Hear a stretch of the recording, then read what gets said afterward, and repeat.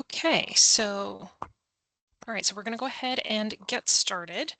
As it says in the chat, we will be recording this and I will be providing everyone with a link to the recording afterwards. If you have not received a recording before, please provide me with your email address. You can either type it into the chat or you can email me directly if you don't want to put it in the chat, and I will send you the link afterwards. My name is Maxine. This is the Test 5 review for the Fall B sections of statistics. So this is chapters 7 and 9. So let's go ahead and jump in. We're going to have some sort of handouts or sheets that I'll be referring to throughout the review. I will provide those as attachments when I email the link to the recording. So as we go, if you see me pulling other papers in, I will be providing those to you later. All right, so number 1. A brewery claims that the mean amount of beer in their bottles is at least 12 ounces. Determine whether the hypothesis test for this claim is left-tailed, right-tailed, or two-tailed. Okay, so the first thing that we have to do is we're going to be writing out what is the claim. So the claim was that the mean amount of beer is at least, so at least means greater than or equal to 12. Okay. The next thing that we have to do is we have to say, okay, well, was this the null hypothesis or was this the alternative hypothesis? So we're going to have a null hypothesis and we're going to have an alternative hypothesis. So the null hypothesis is the one that always contains some type of equality, and the alternative hypothesis is always going to be a strict inequality. So once we've written down what the claim is, we have to say, okay, did they just give us a null or an alternative? This has a partial equality in it, so this is going to be the null hypothesis. Okay, so we're going to write that as the null. And then we have to write its complement, which is going to be the alternative. Okay, so the complement to greater than or equal to is less than. Okay, now the reason that we had to go through and do all that is because your alternative hypothesis is the one that determines what whether it's left-tailed, right-tailed, or two-tailed. Okay, so we always look to the alternative to tell us left-tailed, right-tailed, or two-tailed. So less than is going to be a left-tailed test. Okay, so a lot of concepts in this one question, but this is the process that you're going to go through when you start out pretty much every single one of these problems. Okay.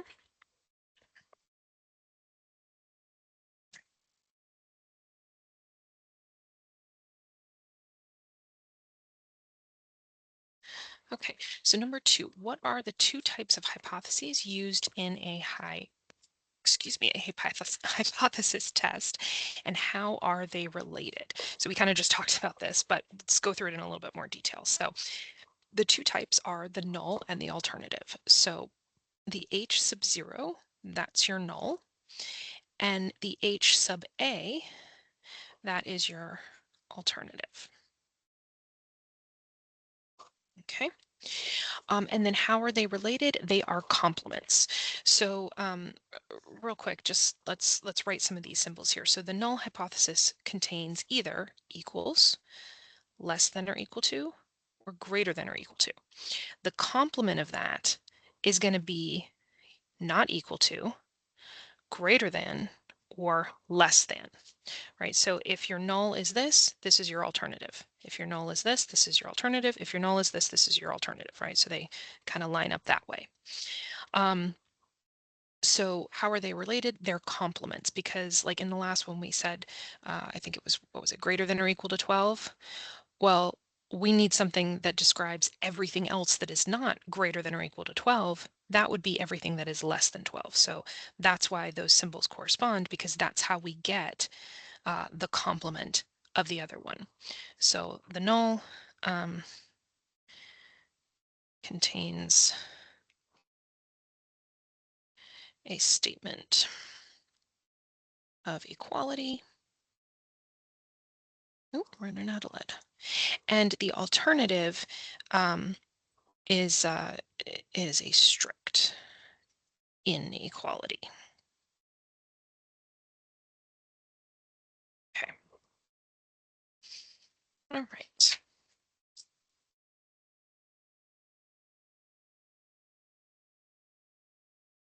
Okay, so describe the two types of errors possible in a hypothesis test decision. So throughout this chapter, these chapters, I should say, there are uh, several like charts and graphs that you're going to find in your book that I think are really helpful. So let me turn to the one in chapter 7 that we're going to be looking at here. Okay, so I'm going to move the camera back a little bit here so we can see the whole thing. Okay, so here are the two errors. Okay, so a type 1 error occurs if the null hypothesis is rejected when in fact it was true. So we should have accepted it, but we didn't. We rejected it. That's type 1 error. The type 2 error is if the null hypothesis is not rejected when it's false. So it was false, so we should have rejected it, but we didn't, right? So they've put this in a handy dandy little chart here. If the null is true and we don't reject it, then we did the right thing. But if it's true and we reject it, it's a type 1 error. If the null is false and we reject it, that was the right thing to do. But if it's false and we don't reject it, that's a type 2 error. And what I really like is that they've also provided another chart, which is on the very next page, that kind of puts it in kind of a good example that I feel like most people can understand about if somebody is innocent and they're found not guilty, that was the right thing, that was justice. But if they're innocent and they're found guilty, that's a type 1 error.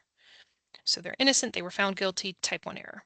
But if somebody's guilty and they're found guilty, okay, that's justice. But if they're guilty and they're found not guilty, that's a type 2 error. Okay. So now that we have those charts in front of us or next to us, now we can say that a type 1 error occurs if the null hypothesis is rejected when it's true. And a type 2 error, oh, sorry, you guys can't see that. And a type 2 error occurs if the null hypothesis is not rejected when it is false. Okay.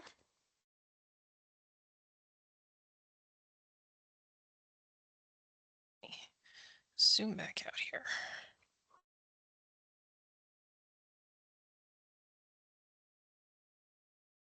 Okay. So use the given statement to represent a claim when its complement, I'm sorry, write its complement and state which is the alternative and which is the null and which is the alternative. Okay, so they're saying that what they're giving us right here, that's your claim. Okay, so we're gonna go ahead and say, all right, our claim that we're given is that P is less than 0.34. Okay, so now we've got a null and we've got an alternative. So we need to decide, is the thing that they gave us the null or the alternative? So remember, the null is the one that has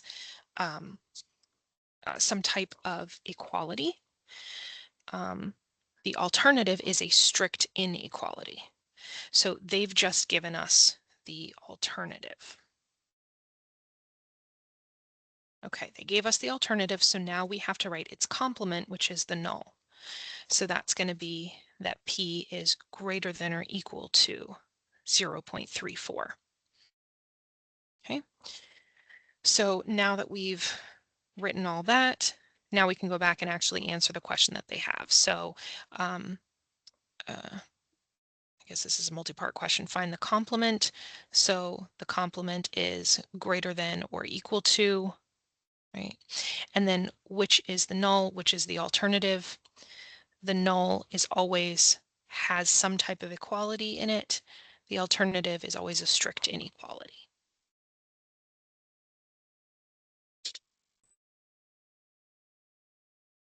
Okay. All right. Given that the null is that the mean is greater than or equal to 18 and that the p-value is 0.067, do you reject or fail to reject the null at the 0.05 level of significance? Okay, so this is where I'm going to bring in one of my little, little sheets here. I literally just took a picture of the book, um, but this is something that you're going to be referring back to for many, many of these types of problems, right? So um, we're going to look at the p-value as compared to the alpha. And if the p-value is less than or equal to alpha, we're going to reject the null.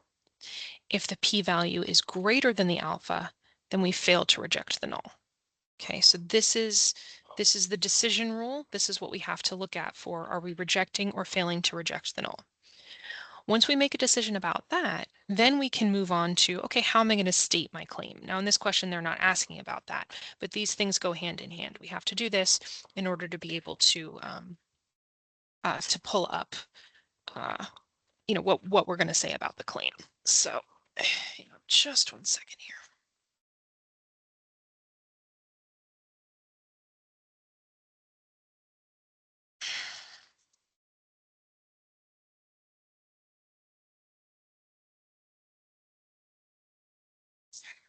So you um,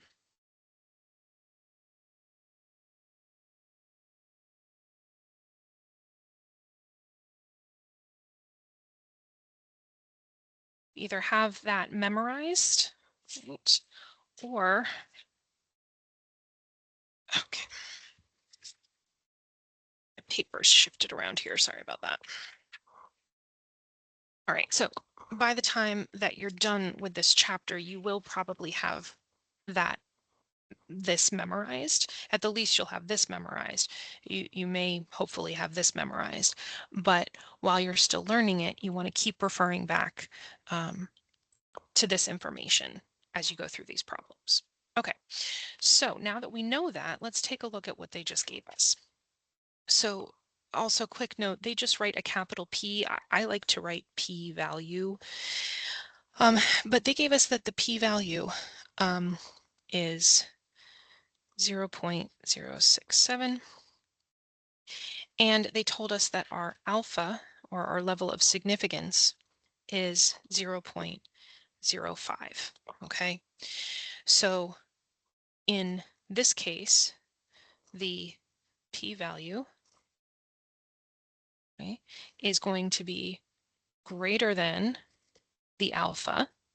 Okay, so remember, what did we say about that?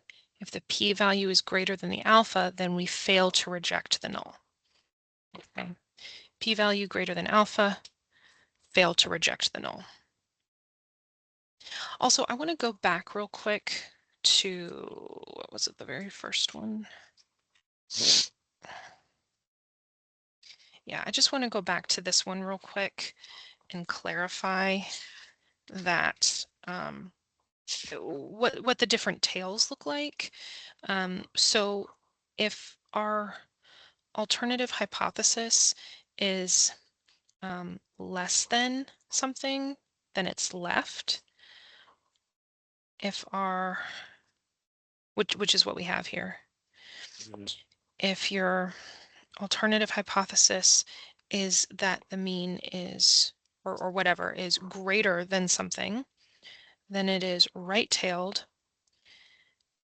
And if your alternative hypothesis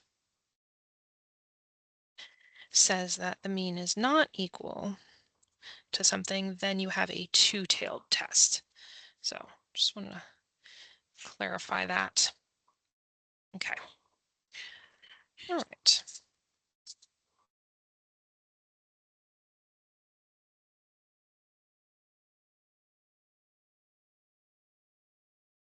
Okay. So you wish to test the claim that the mean is less than or equal to 29 at a level of significance of alpha is equal to 0.01 and are given sample statistics of n is 40 and sample mean is 30.8. Assume the population standard deviation is 4.3. Compute the value of the standardized test statistic and round your answer to 2 decimal places. Okay, so we're going to do this 2 ways. We're going to do it by hand, and then we're going to do it in the calculator. Okay, so the first thing that you have to do for these types of problems, we've already done a couple of times here, right? So the first thing that we do is we say, well, what did they say that the claim was? Oops. So they told us right off the bat, the claim is that the mean is less than or equal to 29. Right, that's my claim. Okay. So we have to say, all right, we have a null hypothesis and an alternative hypothesis. Which one of those did they just give us? This has some type of inequality, or I'm sorry, some type of equality, which makes it the null rather than the alternative.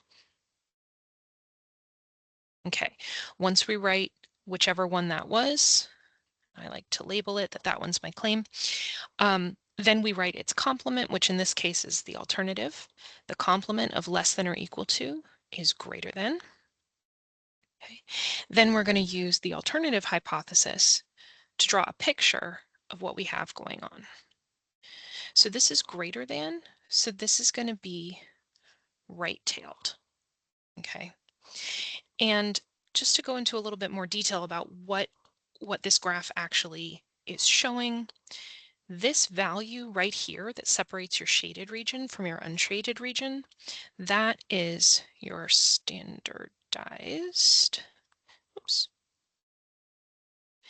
test statistic. Right? That's your standardized test statistic. And that shaded area is your p-value. Okay. All right. So let's go ahead and write out everything else they gave us. So we have our claim. We assigned it to either null or alternative, found the complement to find the other hypothesis, drew the picture based on the alternative. Now we're going to write out everything else they told us. So they told us that our alpha, our level of significance, is, what was that, 0.01. Okay. And then they gave us some information about the sample. The sample size is 40. The sample mean is 30.8. And then they did give us a population standard deviation of 4.3. Okay. So what we're going to do is we're going to do this by hand, and by hand we're going to use the formula to find the standardized test statistic. Okay. So that is, the formula for that is Z is equal to the sample mean minus the population mean over population standard deviation divided by the square root of the sample size. Okay, so it's a little bit different than your previous formula for a z-score, right? Because previously your z-score formula was x minus the mean over your standard deviation, but now we have to do standard deviation divided by square root of the sample size. Okay. All right, so let's go ahead and plug that in and find what that is going to be. So our sample mean is 30.8. Our population mean was 29, right? Our population standard deviation is 4.3, and our sample size is 40. Now, the reason I've put these in parentheses like this is because when you go to plug this into the calculator, you just want to be really careful that you don't accidentally like plug in 30.8 minus 29 and then a divided by, and then this, and then a divided by, and then this, because order of operations, you're not going to get the right answer. So just be extra careful if you're going to plug this into the calculator, and make sure that you're using parentheses around your numerator. Okay. All right, so let's plug that in. We have, whoops, and I just talked about parentheses and then I didn't put them. Minus 29 divided by 4.3 divided by the square root of 40. Okay, so what I'm getting here is 2.647488274. I always do a quick reminder about rounding because you never want to do all that work and then end up getting the wrong answer because you forgot how to round. So they told us to go to 2 decimal places. So I'm going to draw a line under the second decimal place, which is where I'm going to round to. Look to the number to the right. If the number to the right is 5 or more, this goes up 1. If it is not 5 or more, this stays the same. So this is 5 or more, so this is going to go up 1 to 6.5. So that's how they got 2.65. Okay, so that's great. That's how we do it by hand. Right, this is the work that we did to do it by hand. We still, even if you're going to do it on the calculator, you still need to do all of this initial work where you write your claim, write your null and alternative, make sure you have a picture of what's happening. You don't necessarily have to label it here, but you do need to have a picture and say, okay, I understand that this is a right-tailed test because this is greater than. So if we're going to do this in the calculator, I'm going to write out the directions and then I'll show you. You're going to go to the stat, okay? Then you're going to arrow over to tests, and you're going to do number 1 Z test. Okay. Now, when you do this, it's going to give us several pieces of information. One of the things it's going to give us is the standardized, yes, test statistic. I always have trouble saying that. I feel like it's a bit of a mouthful. And it's going to give us the p-value. Okay. All right, so let's see what that looks like. So we're going to go to stat. So the stat button is right here. Right? We've used that several times in this class. You're going to arrow over to tests. Again, you can either arrow to the right twice or you can arrow once to the left to get to tests. And then you're going to go down. Well, it's the very first one, Z test. Okay. So you want to make sure that you have stats highlighted rather than data. Here, I'm going to turn off this light. I feel like that's making it hard to see I don't know, can you guys see the screen? I don't know, I can't tell if that's hard to see or not. So you want to make sure that stats is highlighted, not data. And we're going to go through and we're going to plug in all of the information that we have here. Okay, so this first thing, you'll notice that it has a mean with a sub-zero. That's just reminding you this is where you're going to put, your population mean, the number that you had with your hypotheses, right? So you're going to plug in a 29 there. Okay, so then you're going to go, the next thing they ask for is your population standard deviation. So we were given that here, the 4.3, and then your sample mean, 30.8, and then our sample size, which was 40.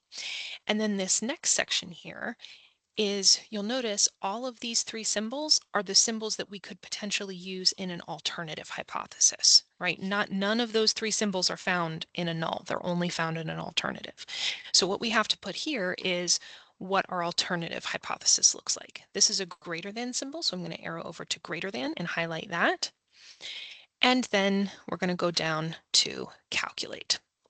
All right, so we hit enter and it gives us this information. It gives us the Z, which is our standardized test statistic, and then it also gives us our p-value, which we're going to use in problems coming up. But for right now, all they wanted was, what is the standardized test statistic? Okay. All right.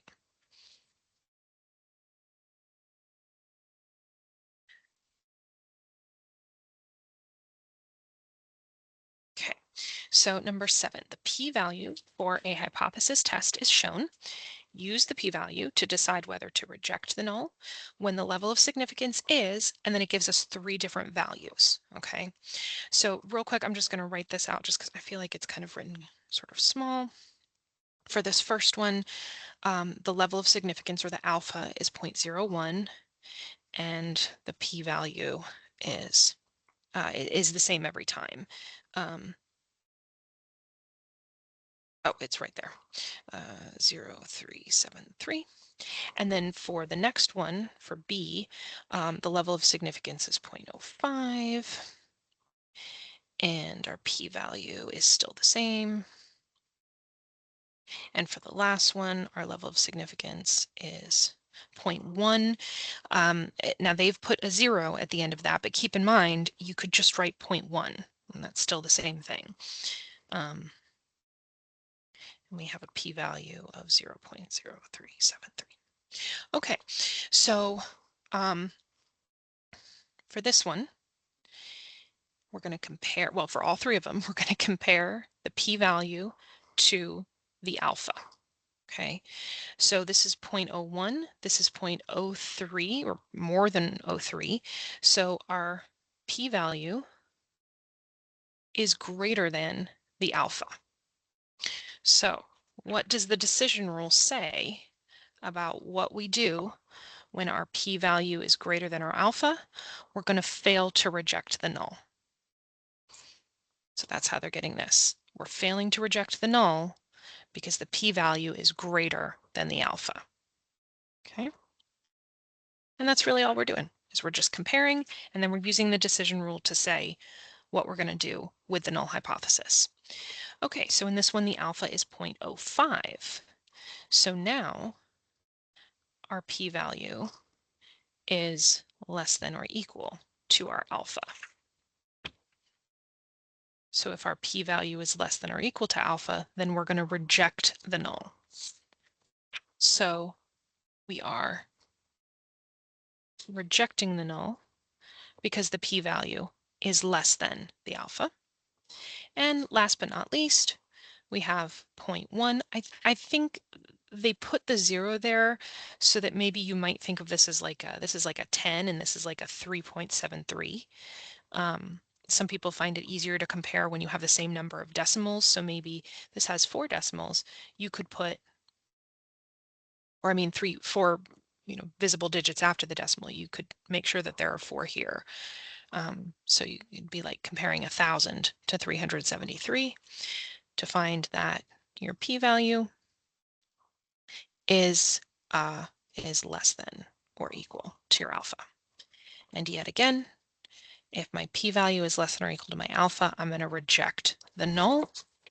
So we are rejecting the null because the p-value is less than alpha. All right?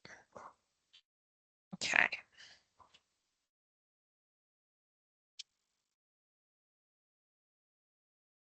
All right, so number 8, use the calculator displays to the right to make a decision to reject or fail to reject the null hypothesis at a significance level of 0.10. All right, so we have an alpha of 0.10, and then we have to look to the calculator to say, okay, well, what did the calculator spit out as my p-value? So it provided that right here. So that is 0.296478888. That's all it can display. It can only show so many digits. So the p-value is greater than the alpha. So when the p-value is greater than the alpha, we fail to reject the null. So that's how they're getting p-value is greater than alpha, so we're failing to reject the null. Okay.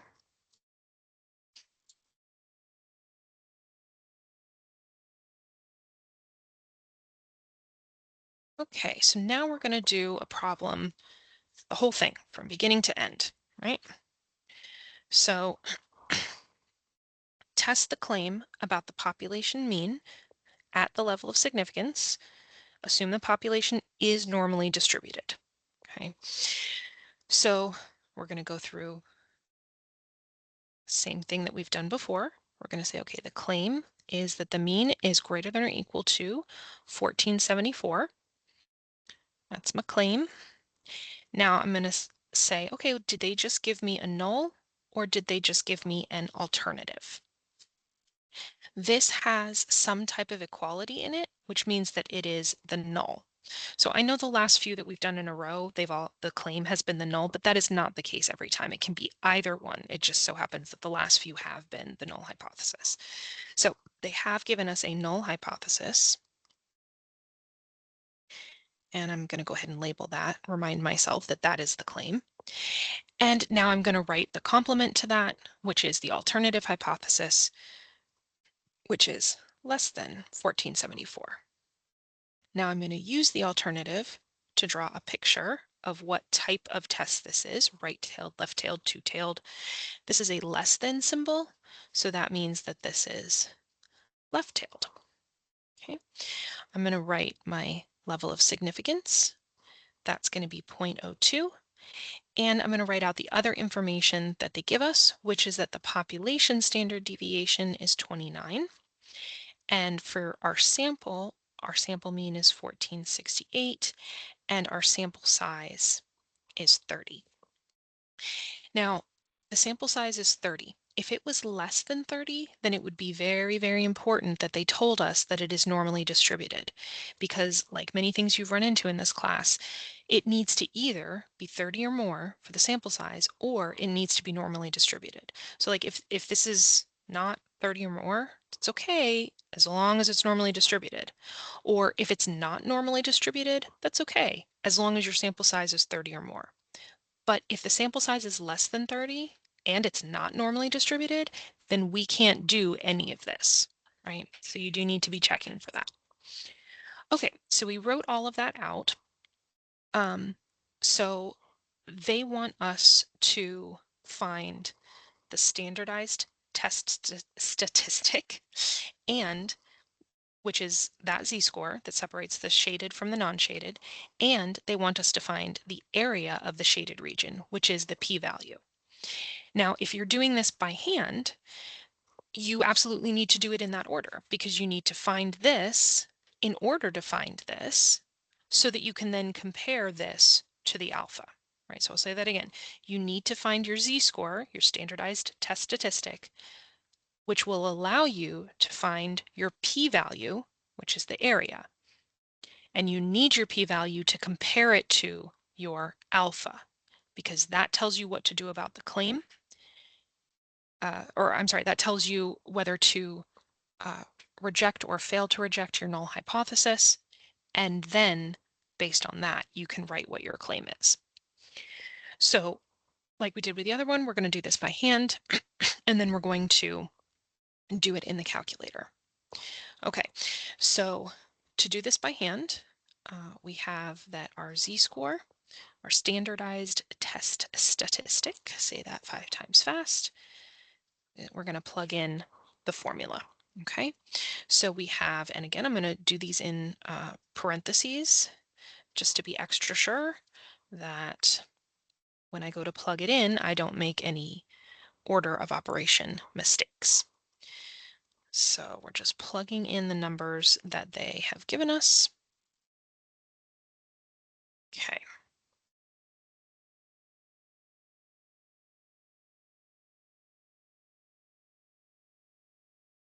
And I would suggest if you're,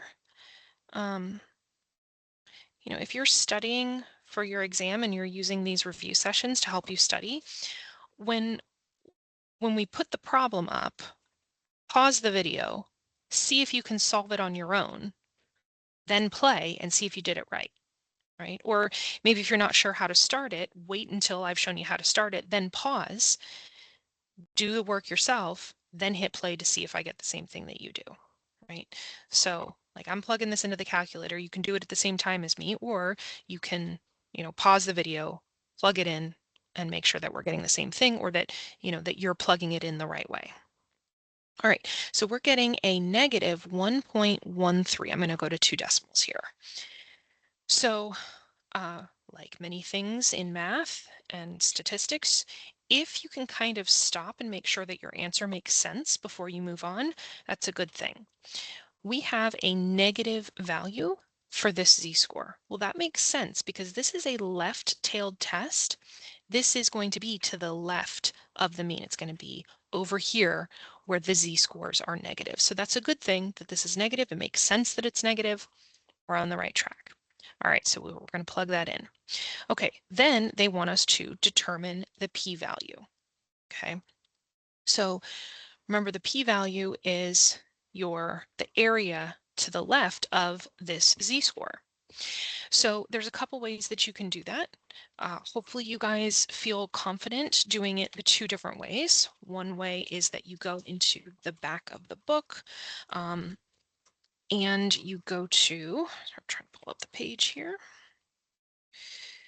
You go to your chart and you say, okay, if I have a z-score of negative 1.13, right, so table 4, standard normal distribution, z-score of, what was it again? Negative 1.13, negative 1.13,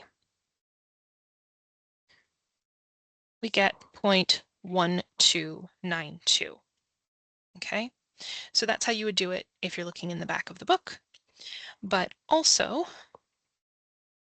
depending on how quickly you can either look that up or pull up that chart, in the online book, you could also just look it up in the calculator. Okay, so the way that you look that up in the calculator is you're going to go second, bars, and then you're going to go normal CDF. Okay, so we're going to hit the second, and then vars, which is right here. And then we go down to normal CDF, and we're going to give it the lower bound and the upper bound. Now, because we are looking for a z-score, we need to make sure that we leave the mean and the standard deviation as 0 and 1. I know that there's means and standard deviations over here, but if we start plugging other things in, we're not going to be getting z-scores. We're going to be getting x values. We don't want that. We want z-scores. I'm sorry, no, we're plugging in, I said that backwards. We're plugging in z-scores. Which is why we're leaving this as 0 and 1. I was describing if you do it the other way, if you're trying to get z-scores. But we have a z-score and we're trying to get an area. So we give it the lower bound of the shaded region, then we give it the upper bound of the shaded region. You give it a mean of 0 and a standard deviation of 1. And if you have a fancy calculator like this one, it will prompt you for, like, it'll label, tell me the lower limit, tell me the upper limit, tell me your mean and your standard deviation. If you have a slightly older calculator, it's just going to display this on the screen, and you have to know what order to put things in separated by commas. Okay, so our lower bound is, this is going on and on forever and ever to the left. So that's negative infinity. Well, we can't plug in negative infinity, so we just write negative 1 times 10 to the 99th, and they've already got that in there. That's like a default, so we won't change that. There might be other times where we'll need to change that, where our left boundary isn't negative infinity, but in this problem it is. All right, our upper bound. Well, our upper bound is what we just found, right? That's the z-score that separates the shaded region from the unshaded region, the standardized test statistic, negative 1.13. And then we leave our mean and our standard deviation as 0 and 1. So again, if you have a slightly older calculator, this is what it's going to display, the normal CDF, and you have to type in these numbers in this order, and then you hit enter. And you'll see that we're still getting that 0.129 like we got when we looked it up in the back of the book. Okay, so I mean, generally, it's going to be faster to do it in the calculator, but there might be some things that it's faster for you to look it up in the book or in the chart than it is for you to use the calculator. So um, you make that call as to what works best for you. Okay, so we found the standardized test statistic that allowed us to find the p-value, the area, which was 0.129 equals p-value. Okay, so now that we have that, now we can compare that area to our alpha, to our level of significance. Okay, so in this case, our p-value, so we have a p-value, and I'll write it again over here just so that we can, they're right next to each other, we can more easily compare them. So our p-value is greater than our alpha. And what happens when the p-value is greater than the alpha? We're going to fail to reject the null. Okay? So fail to reject the null. I'm going to write that out, fail to reject null.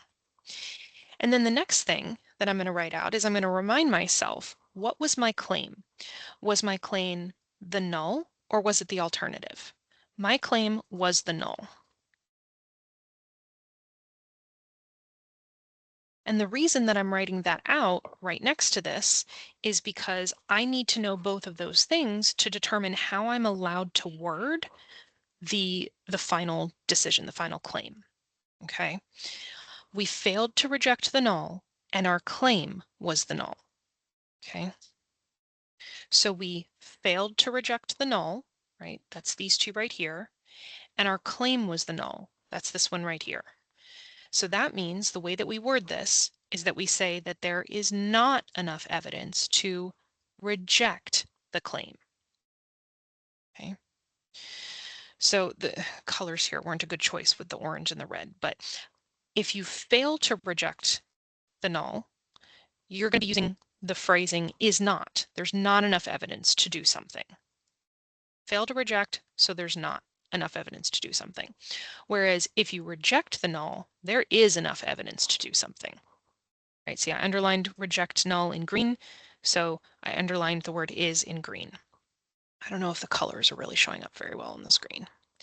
Fail to reject, I underlined in red, so we say is not, are in red.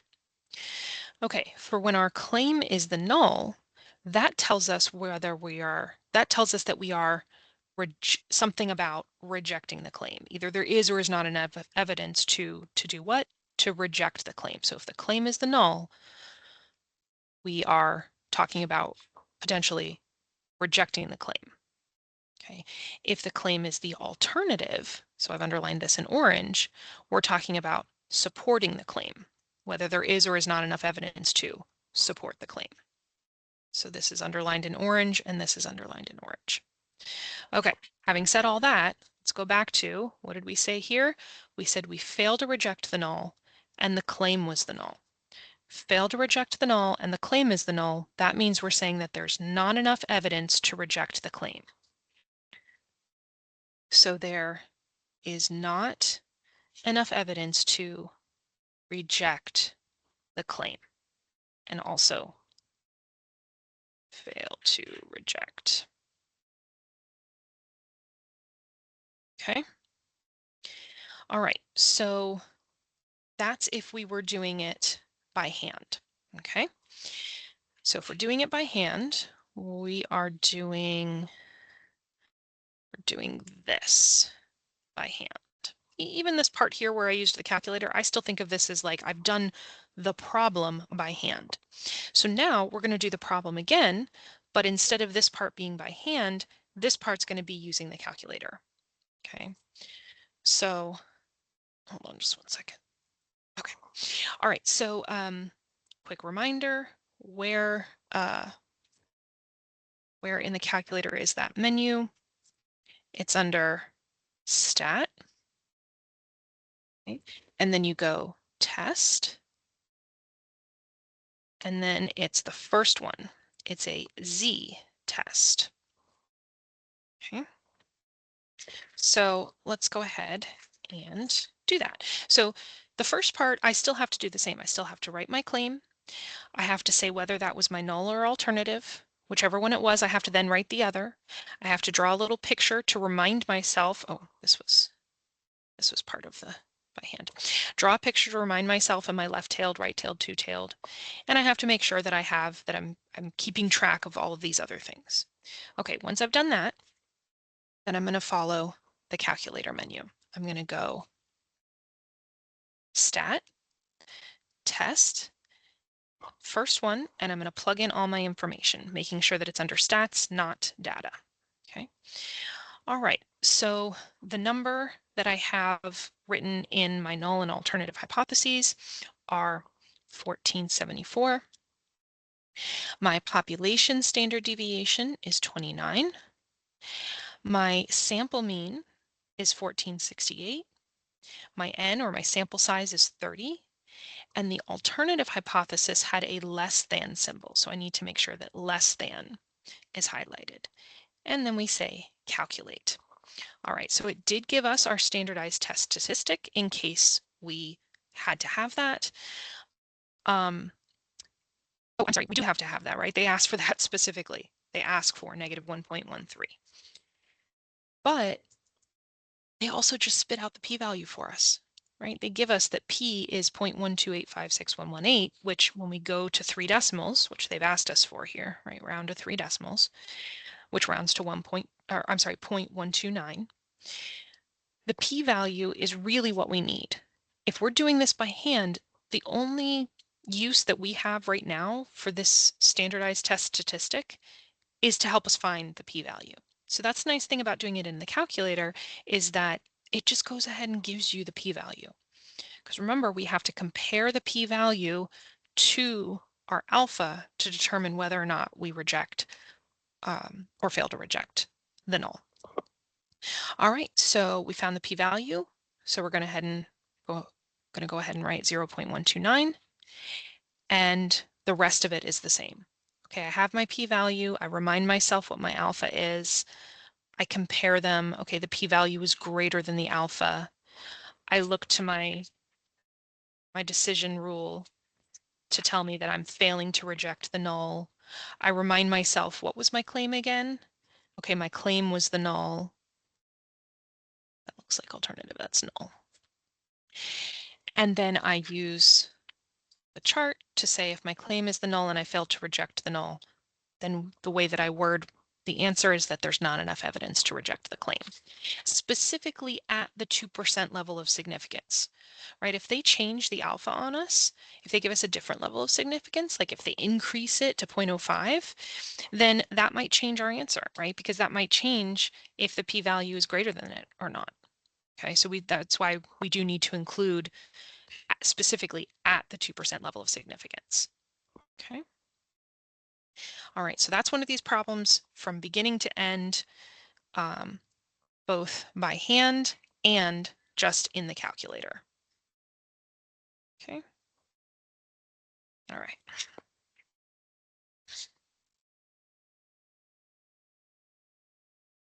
Okay, number 10. Use technology to help you test the claim about the population mean at the given level of significance using the given sample statistics. Assume that the population is normally distributed. Okay, that's good. But we don't necessarily have to have that because our n is 200, so that's a plenty high enough sample size to allow us to do this. Okay, so we're going to start with our claim. Oops. All right, so they're telling us that the claim is that the mean, population mean, is less than or equal to 1250. Okay, great. Now, did they just give us a null or an alternative? This has some type of equality in it, which makes it a null hypothesis. So I'm going to write that here. I'm going to label that to remind myself at the end of the problem which one was the claim. And now I'm going to write the complement of that, which is the alternative hypothesis. Okay, then I'm going to use the alternative hypothesis to draw a little picture of what type of test this is. This is a greater than symbol, so that means this is a right-tailed test. Okay, then I'm going to go ahead and just kind of relabel everything that they've given me. They've given me an alpha of 0.06. They've given me a population standard deviation of 199.31. And for our sample statistics, for the sample, we have a sample mean of 1282, and we have a sample size of 200. All right, so we're going to do this in the calculator because it's faster, right?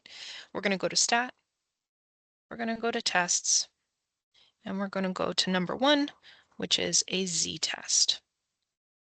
And we're going to plug in everything that we have here. Okay. Stat, test, number 1 z-test. Okay. So hopefully you're following along with me and you're going to plug all this in as well. And again, what goes here is your alternative hypothesis. This is a greater than symbol. Okay, so they gave us that the z-score is a 2.27, which makes sense. This is right-tailed, so this should be a positive z-score. Okay, so I'm sorry, I said 2.7. They want us to go, did I plug something in just a little off? 1250. Here, let me go back to here. 199.31. Okay, 1282. Oh, it's 1282.15.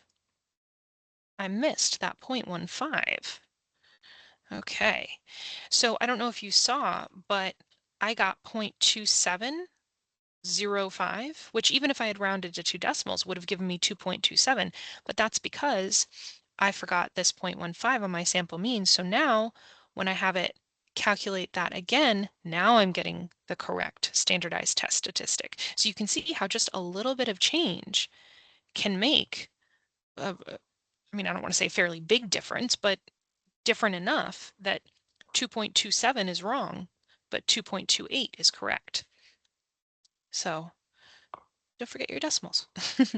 All right, so it gives us the standardized test statistic of 2.28, and it also gives us our p-value of 0.011267772. They'll always tell you how many to round to. When we take that to 3 decimals, we have 0.011. Okay, so we have a p-value of 0.011. We have an alpha of 0.06. So our p-value, and you don't necessarily have to write this out like I'm writing it out each time. I just find it helpful for me. All right, so our p-value is less than or equal to alpha here. So if our p-value is less than or equal to alpha, we reject the null, right? Always going back to that decision rule. So we're going to reject the null. And then we need to remind ourselves, okay, was our claim the null or the alternative? Our claim was the null. Okay, so let's look at the chart to see if we, well, actually, let's fill this in down here. We reject the null. So let's say that first. We reject the null. Okay, so if we reject the null and our claim was the null, then we are allowed to say that there is enough evidence to reject the claim. There is enough evidence to reject the claim. All right, great. So at the 6% level of significance, there is enough evidence to reject. Oops, I can spell. Reject the claim. Okay. So you see how when you're just using the calculator versus doing it by hand, you can save yourself quite a bit of time there. Okay.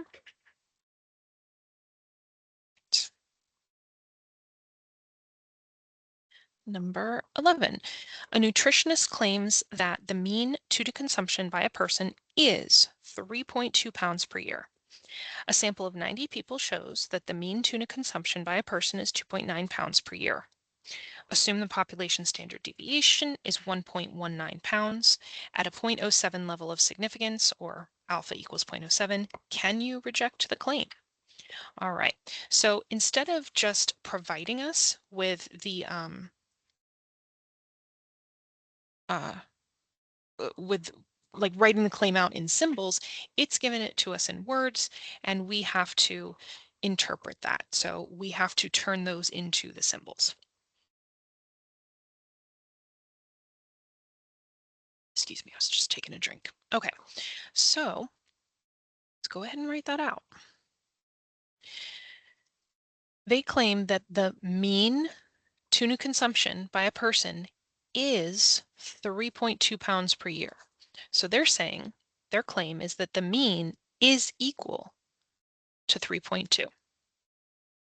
Okay, so we're going to have an alternative, I'm sorry, a null and an alternative.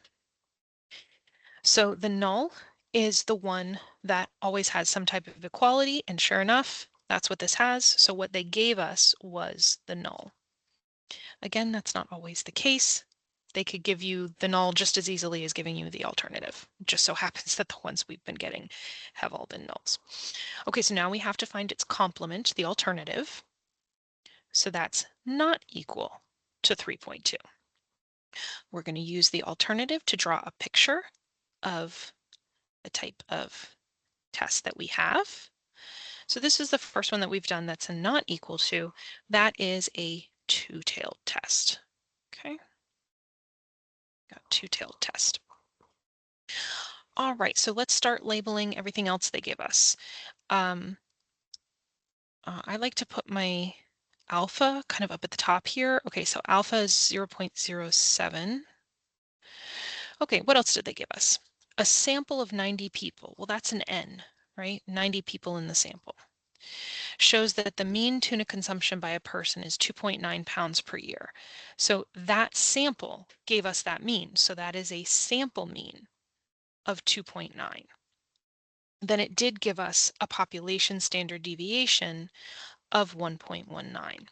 So often that's like, previous studies have shown a population standard deviation of 1.19 is often where you get that. Okay, so let's go through and we're going to solve the whole thing, and then we'll go through and answer each of these individually. So we're going to use the calculator. We're going to go stat. Going to go to tests. One z-test.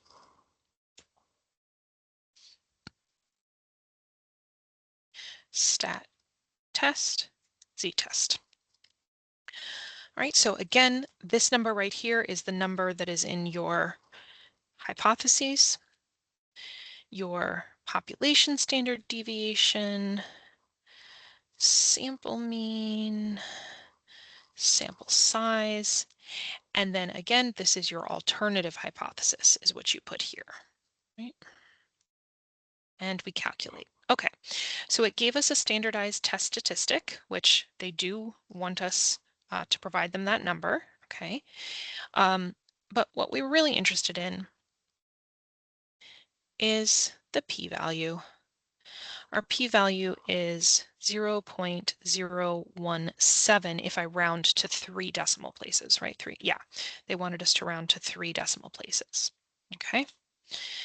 And that's my p-value. Quick reminder, my alpha is 0.07. So 0.017 versus 0.07, my p-value is less than or equal to my alpha, right?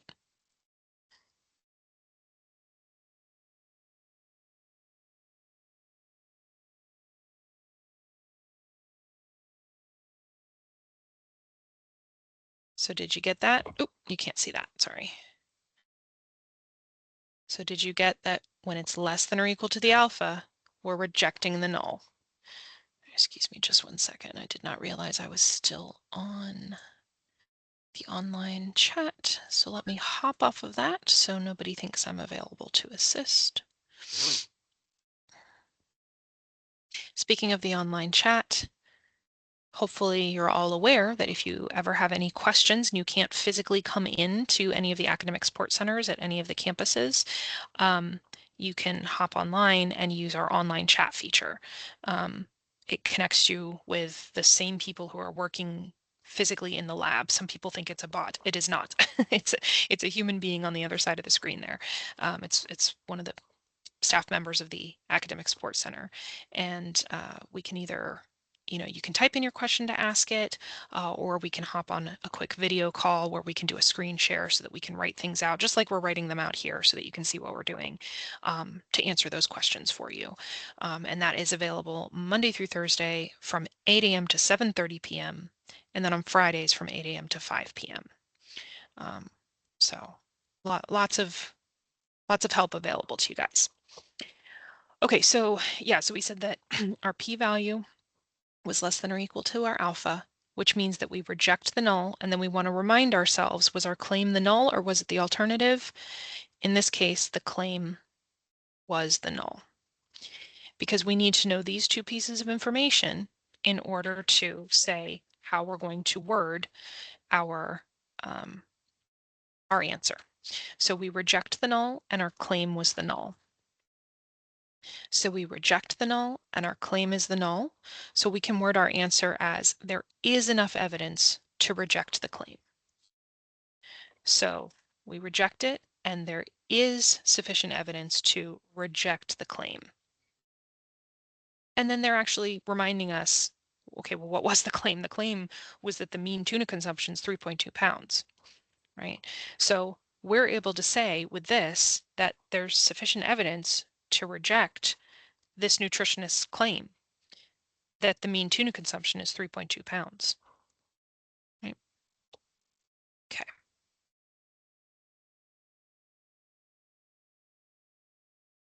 All right.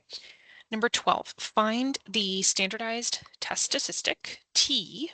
So reminding you this is a T. We'll talk about that in a second.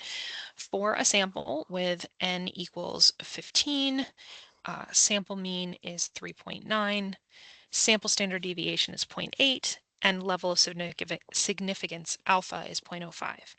If your null hypothesis is that the mean is less than or equal to 3.6, and they want us to round our answer to 2 decimal places. Okay, so let's start the way that we always start. Actually, we don't know what the claim is, to be fair. They haven't told us that. All they've told us is that the null is a mean of less than or equal to 3.6. So the complement of that is going to be that the mean is greater than 3.6. We're going to use the alternative to draw a picture of what's going on here. This is greater than, so this is a right-tailed test, okay? And they've given us some other information. So they've given us an alpha of 0.05, okay? They've given us a sample size of 15, a sample mean of 3.9, and a sample standard deviation of 0.8. Okay, so when you have a sample standard deviation rather than a population standard deviation, that's when you have to use the t-test rather than the z-test, right? So it's very similar to, I think it was the last test you guys did, where you had to you had different formulas that you used, different process that you went through if you were going to use a Z or a T based on whether or not you have a population or a sample standard deviation. Okay. All right. So since this is the first one of these that we're doing, we're going to do it both by hand and we're going to do it on the calculator. So the standardized test statistic, the formula for that your t-score is very similar, except instead of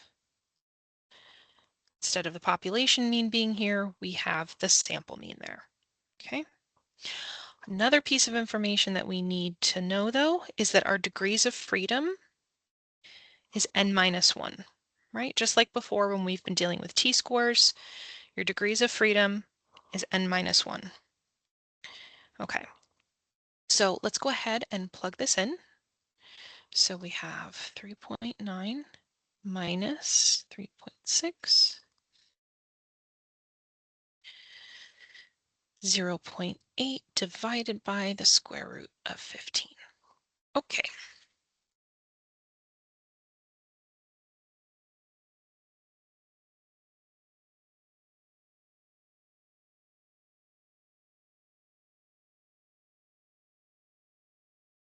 All right, so I'm getting, if I go to 2 decimal places, I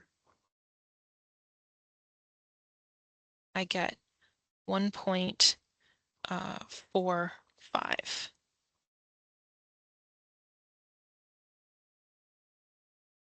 Oh, that's all they wanted here. Yeah, that's all they wanted. Okay, so we're not going to go through and do the next step where we have to deal with the degrees of freedom. They want us to just stop there. But also, if instead of doing it by hand, not that we need that right now, if we were to do it in the calculator, so it's still in the same menu. Okay, we're still going to go to stat, we're still going to go to tests, but instead of selecting our first option, which was the z-test, we're going to select our second option, which is a t-test. Right? All right, so we go stat, arrow over to tests, and go down to number 2, or you can just hit the number 2. We're going to plug in everything that we know, and you'll see here that it's prompting us for a sample standard deviation, not a population one, because we've told it that we're going to be doing a t-score instead of a z-score. Okay, so we have 3.6, 3.9, 0.8, 15, and again, our alternative hypothesis is the symbol that goes here, and calculate. So it gave us, there's our t-score right there of 1.45 if we go to 2 decimals. Okay. And that's all they wanted for that one.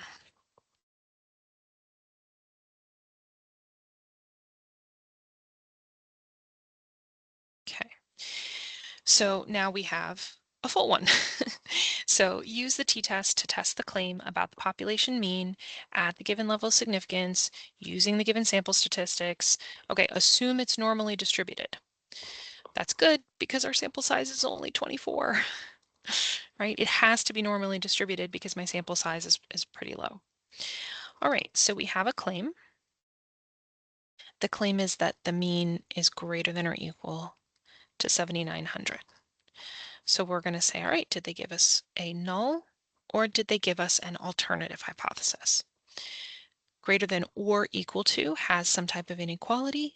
So that is the null. And I'm just going to label that, remind myself that that's my claim. Then I'm going to write the complement of that, which is the alternative. I'm going to use the alternative to draw a picture of what's going on. That's less than. So this is a left-tailed test. Okay. All right. So we're gonna do this one by hand and in the calculator because it's the first like full problem that has a t-score. And I want you guys to make sure that you're comfortable looking it up in the chart with the degrees of freedom and everything. So, okay, we're going to label everything. We've got an alpha or a level of significance of 0.05. They gave us that the sample mean is 7,600. The sample standard deviation was 430. And our sample size is a paltry 24. All right, so again, we're going to find the standardized test statistic, which is the t-score that separates the shaded region from the unshaded region. Once we find that, that will allow us to find the area to the left of that t-score, which is the p-value. And once we find the p-value, we can compare it to our alpha to determine if we reject or fail to reject the null. And based on that, we use that to say how we word our claim. Right, that's the sort of flow chart. And I think your book actually gives you a couple of flow charts of, what all these steps are. But hopefully after doing a couple, you don't need to look at the flow chart. You can just go through the steps. Okay, so we're going to find this standardized test statistic, which is the t, which again, our formula is this. So we have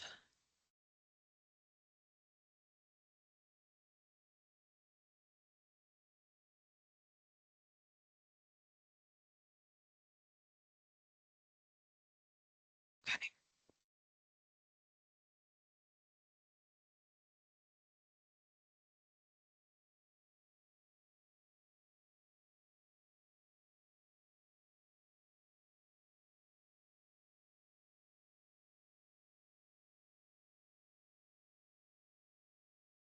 All right, what did I plug in incorrectly here?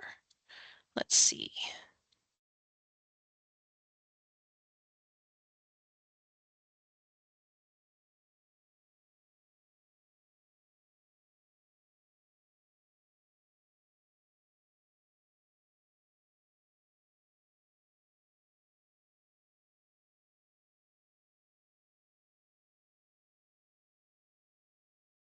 All right, so I had 76,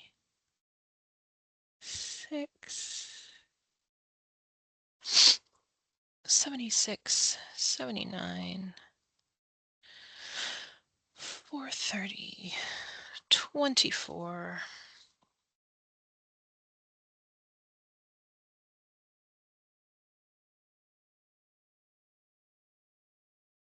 All right, real quick, I'm going to plug this in. I'm going to do this in the calculator and just make sure that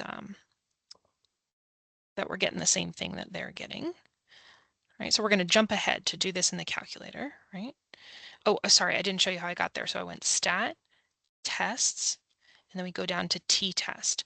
And again, we're doing a t-test because we have a sample standard deviation as opposed to a population standard deviation, right?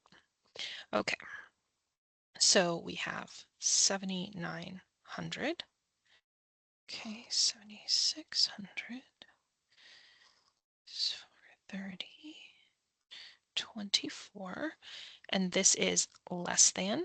So we go less than and calculate. Okay, so we're getting a t of negative 3.42. Yep, that's what we should be getting. Okay, so what did I plug in incorrectly here? What have I plugged in wrong? Let me do that again.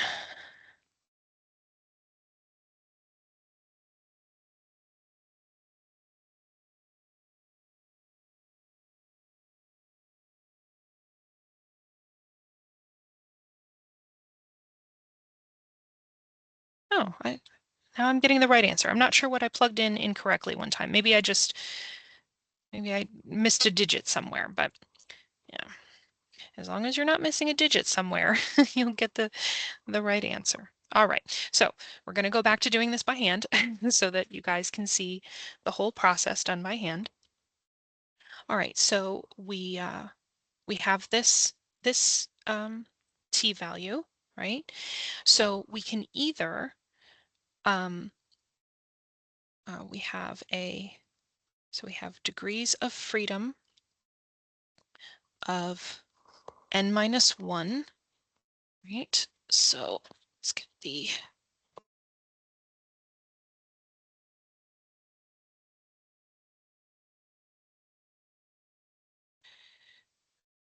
you know what?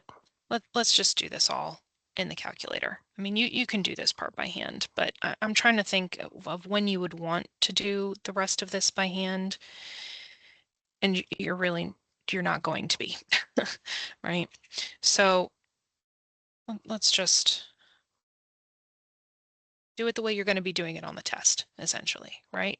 You're going to go in, you're going to go to stat, you're going to go to tests, you're going to go to 2, which is the t-test, and you're going to plug everything in, right? Okay, so we did get our t-score of the negative 3.42, and it did give us our p-value.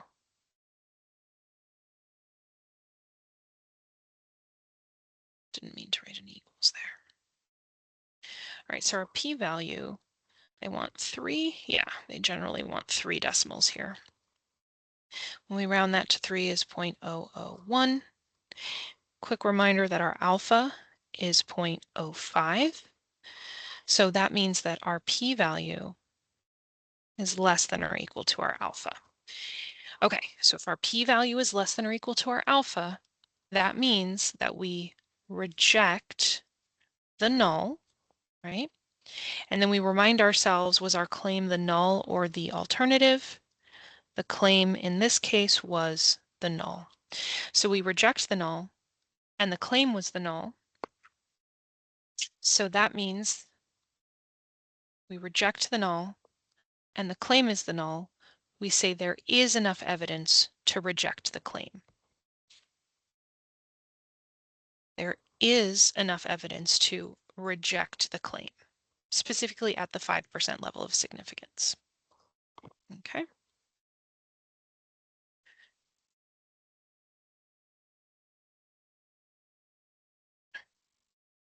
Okay, number 14, test the claim about the population mean, level of significance, assume it's normally distributed. Right, so again, claim is that the mean is less than 50/15. We say, okay, did they just give us a null or an alternative? This is less than, that is a strict inequality, so they have finally at last given us an alternative. Right, so our claim is the alternative this time. So we're going to write the null, which is the complement of that, which is greater than or equal to 5,015. We're going to use the alternative to draw a picture of what's happening, less than, so this is left-tailed, right?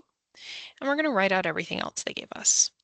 We have an alpha of 0.1, or you can stick a 0 at the end of that for some reason if you wanted to. And we're going to write all of our other sample values.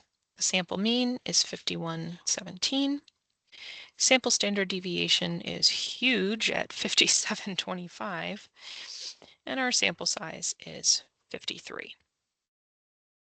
Okay, so they want us to find all the things, so we're going to plug this into the calculator.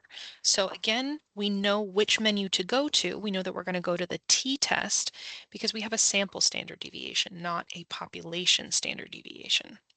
So we're going to go stat test number 2 for t-test, and we're going to plug everything in.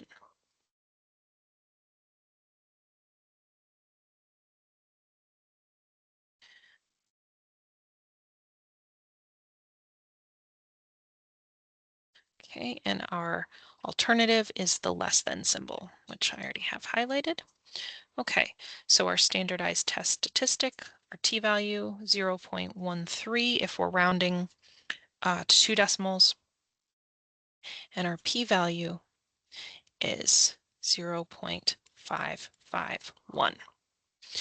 All right, so as a reminder, our alpha was 0.10, so our p-value is greater than our alpha. So remember the rule, right? We're always, I haven't been showing this as much for the decision here, but remember, this is the decision rule. So if our p-value is greater than our alpha, if p is greater than alpha, we're going to fail to reject the null, right? So fail to reject the null. And we remind ourselves, what was our claim? Our claim was the alternative, not the null.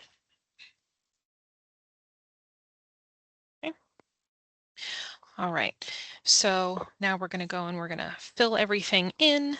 So they said find the standardized test statistic, or well, I guess we should do this first. What are the null and the alternative? So the null, well, let's start with the alternative because that's what they gave us. They gave us the claim was that the mean is less than 5115. So the null, which is the complement of that, is that the mean is greater than or equal to 5015.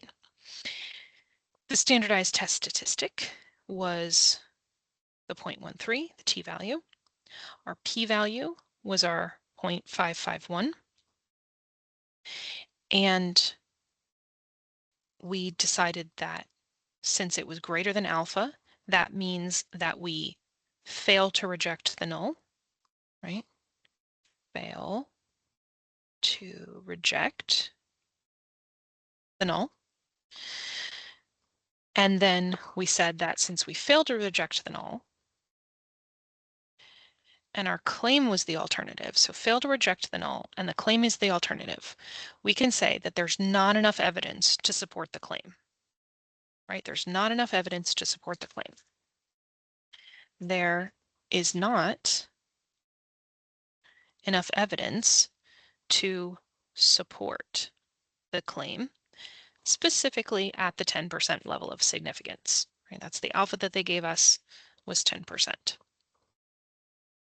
Okay.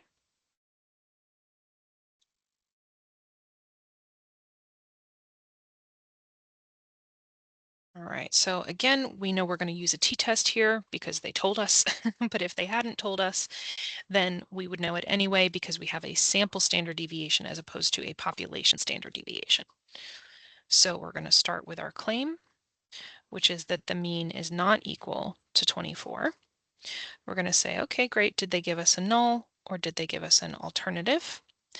This is a strict inequality, so this is an alternative hypothesis. The complement to that is our null, which is equal to 24. Okay.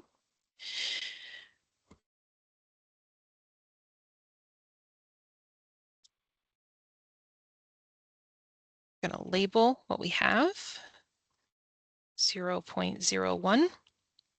We have a sample. Oh, I'm sorry, I'm skipping steps here. Our alternative hypothesis, this is not equal to, that tells us that this is two-tailed. Okay, now we can start labeling things. 26.8, sample standard deviation, and teeny tiny sample size of 13, but that's okay because it's normally distributed. Okay. So I'm going to go to stat, tests, t-test, and plug in what we have.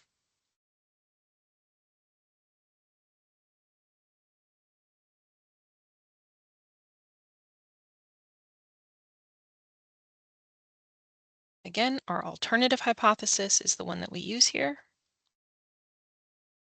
Okay, so we have, if they ask for it, the standardized test statistic to 2 decimals. And then we have our p-value. And if we go to 3, that's 0.041. So a reminder that our alpha is 0.01. So our p-value is greater than our alpha, which means that we fail to, whoops, it's like I'm writing half in cursive and half in regular. Reject the null. And we remind ourselves that our claim was the alternative. Okay, so if your p-value is greater than your alpha, then using the decision rule, p-value is greater than our alpha, then we're failing to reject the null. Fail to reject the null. So we're failing to reject the null, and our claim was the alternative, right? Claim is the alternative. fail to reject the null, claim is the alternative. There's not enough evidence to support the claim. There's not enough evidence to support the claim. There is not enough evidence to support the claim. And we failed to reject the null. Okay.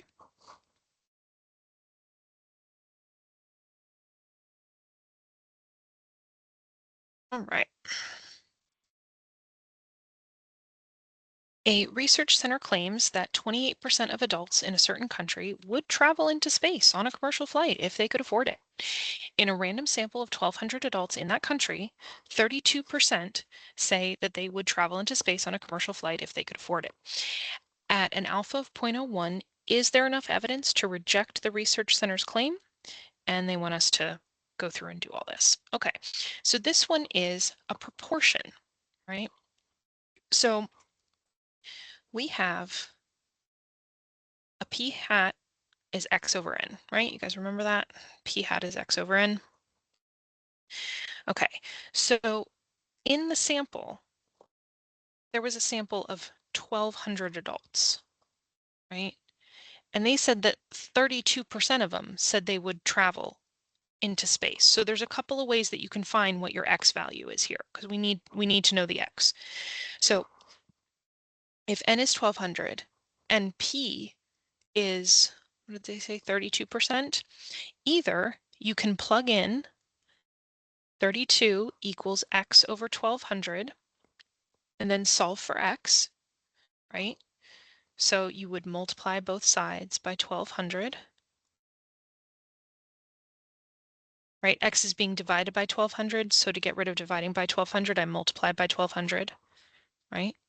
And then I do 1,200 times 0.32.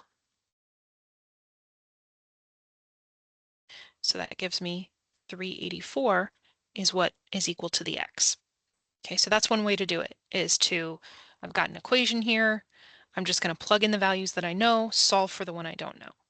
Another way to do it is to say, well, they're saying 32% of them said they would do this. So I need to find 32% of 1,200. Well, 32% of 1,200, we're just translating English to math. 32% is 0.32. In math, of means multiplication. So we just do 0.32 times 1,200. So either way you do it, you're still going to end up with 384. Okay. All right. So let's start writing out all the information about the claim and all that. Okay. So they gave us, they claim, the research center is claiming 28% of adults would do something. So their claim is that the proportion of adults that would do this is equal to 0.28. Okay, that's my claim. All right, so we're going to say, okay, did they give us a null or an alternative hypothesis? So that had some type of equality. So that means that they gave us a null. That was our claim. So now we need to write its complement, which is the alternative.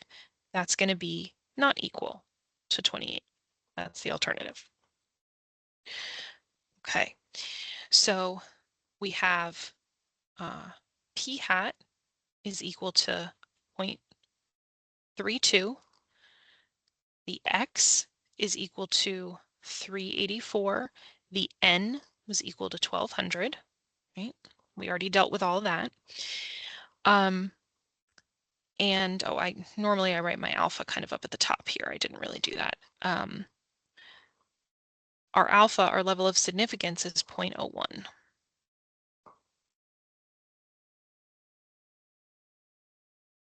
Just can't really see that. Let me zoom out just a little bit. I don't know. I don't want to zoom out too far because I feel like the text has to be so small to fit it all on the same page. But okay. So all right. So this is, just for the purposes of time, we're just going to do this in the calculator. It's going to give you everything that you need to fill in the answer anyway, and realistically, you're going to just always be doing this in the calculator. And also, we're already at 11:30, and there's 30 questions that we have to get through. So we're just going to go ahead and do this in the calculator. First, though, I need to finish setting all this up, right?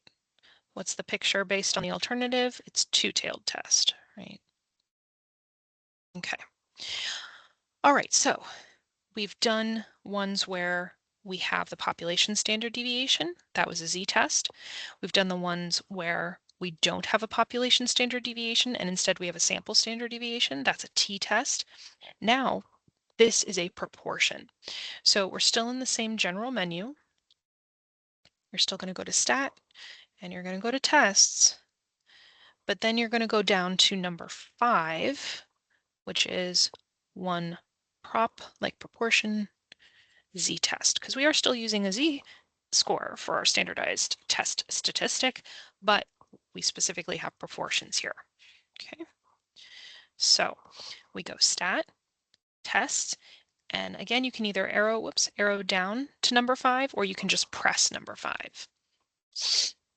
And we're going to plug in our values. So again, this first one is whatever number is associated with your null hypothesis, which is going to be the same number that's associated with your alternative hypothesis. So it's asking for the x and the n, right? So if in the problem, if they give you the x and the n, that's great.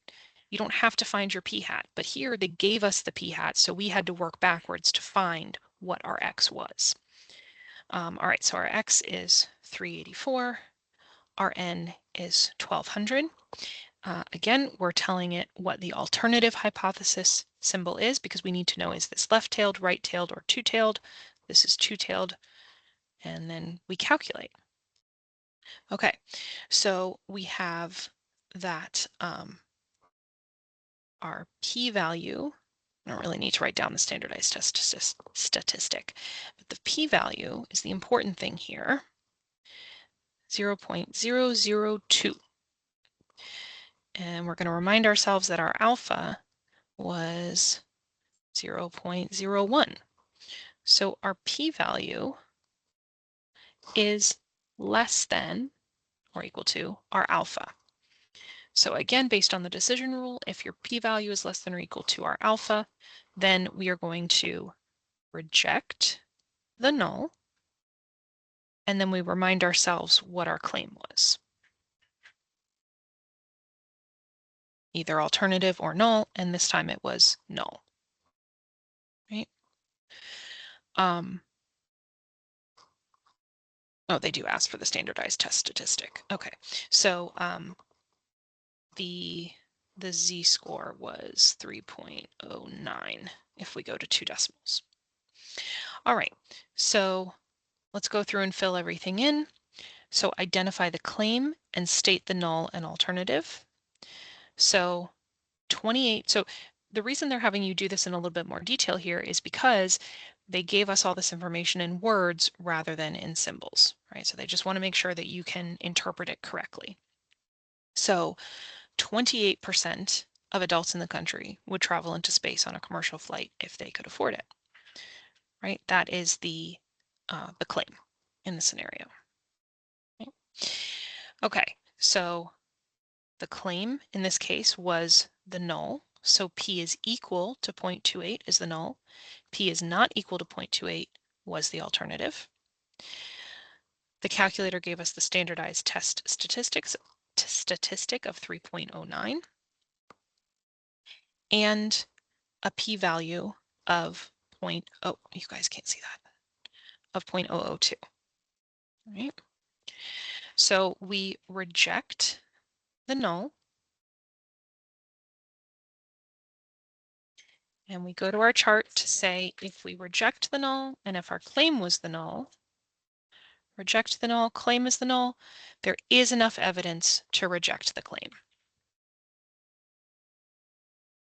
Just 1 second.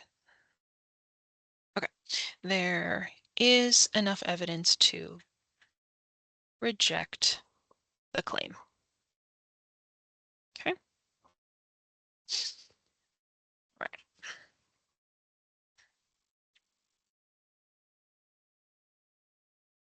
Okay, number 17.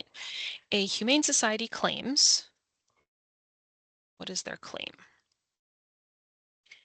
that less than 70% of households in a certain country own a pet.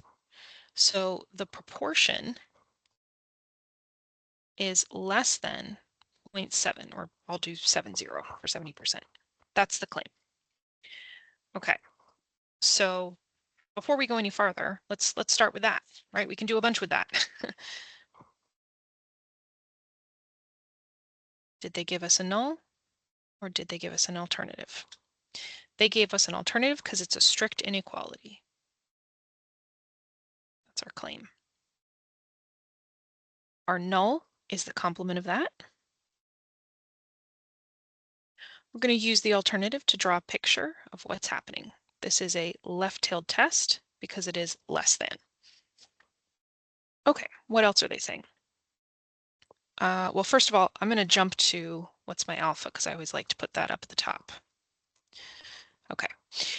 All right, in a random sample of 600 households, so that's an N, is 600, 402 say they own a pet. That's an X value, 402. At a level of significance of 0.01, is there enough evidence to support the society's claim and complete all the parts to do that? So we're just going to go through, we're going to do the whole thing, and then we're going to fill in the answers. Okay. All right, so this is a proportion. So we're going to go stat, calculator back out here. We're going to go stat. We're going to arrow over to test. We're going to go down to number 5. And we're going to fill everything in. So our null hypothesis is going to be 0.7. Our X value is 402. Our N is 600. And the symbol associated with our alternative hypothesis is less than. Okay, so you'll notice also that it does spit you out a p hat. It gives you the p hat. I don't know if I mentioned that on the last one, but so it told us we're going to have to provide the standardized test statistic of negative 1.60. And we have a p-value of 0.054. Reminder that our alpha is 0.01. We compare the p-value to the alpha. The p-value is greater than the alpha, which means that we fail to reject the null, right? We do that based on the decision rule. And then we remind ourselves, what was our claim? Our claim was the alternative.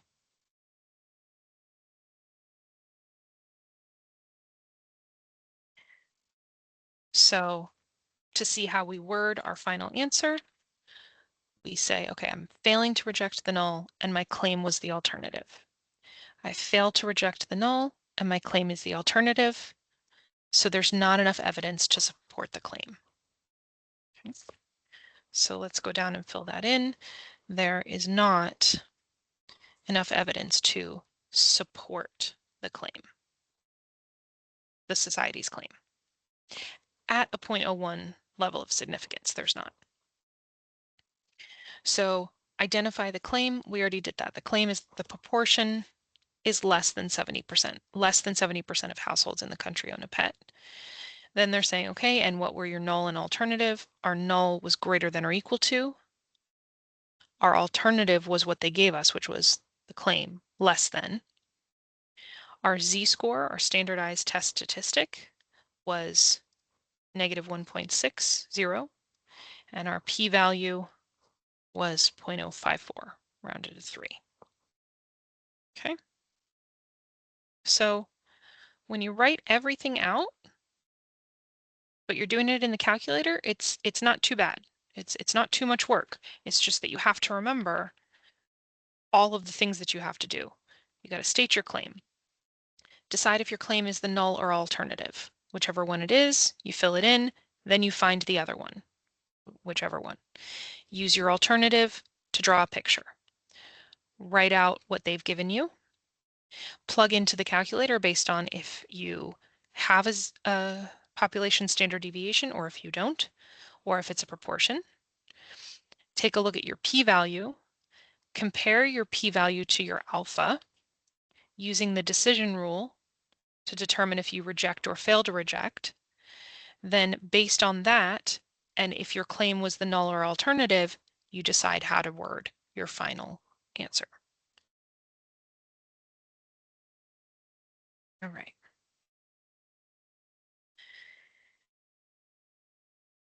Okay, number 18. Which of the following values could not represent a correlation coefficient? Okay, so we're transitioning into chapter 9 now. Okay, so your correlation coefficient, your R value, is between -1 and 1 inclusive, meaning it can be -1 and it can be 1. Okay, so when we're on a number line, so we have 0, we have 1, and we have -1. So we can have strong correlations and we can have weak correlations, and those can either be negative or positive. So if I have a really strong positive correlation, that means that I've got a bunch of, actually, you know what? It's equal to 1. I've got a bunch of dots in a row that have a positive slope. Okay. And that's a really strong positive correlation. I can have a really strong negative correlation, right, where the dots are all in a line, but it's a negative slope. Okay. That is a really strong negative correlation. They're both really strong. It's just one's negative and one's positive, right? So the closer I get to +1 or the closer I get to -1, when I'm moving away from 0, the stronger the correlation is, okay? If I have a correlation that's like practically non-existent, it's because they're all over the place, right? There's no, like the line of best fit is like, there isn't one, right? So whether that's a positive or a negative correlation, the closer it is to 0, either positive or negative, the closer it is to 0, the lower the correlation is, right? Okay, so that's a quick recap of all that. Now let's answer the question that they actually asked. Which of the following values could not represent a correlation coefficient? Well, these are all acceptable. This is greater than 1. Well, we can't be beyond 1, and we can't be beyond -1. We can't be over here, and we can't be over here. So this cannot be a correlation coefficient because it's beyond 1. Okay. All right. So calculate the correlation coefficient R for the data below. So what you're going to want to do is you're going to want to think back to, what was it, like the first or the second chapter, where you plugged in values to your L1 and your L2, right? Your X values are going to be your L1, your Y values are going to be your L2. So you're going to go stat, okay, and you're going to go edit, right? We're over this first edit menu, and the very first one is edit. And you're going to go to your L1 and your L2. Let's see. I think I had already plugged this into L2, but I plugged something else into L1. Let me just make sure. Yeah, so my L2 is already there, and my L1, just a quick reminder, you can arrow up to highlight L1, then hit the clear button right here, and then enter, and it clears the whole list. Okay.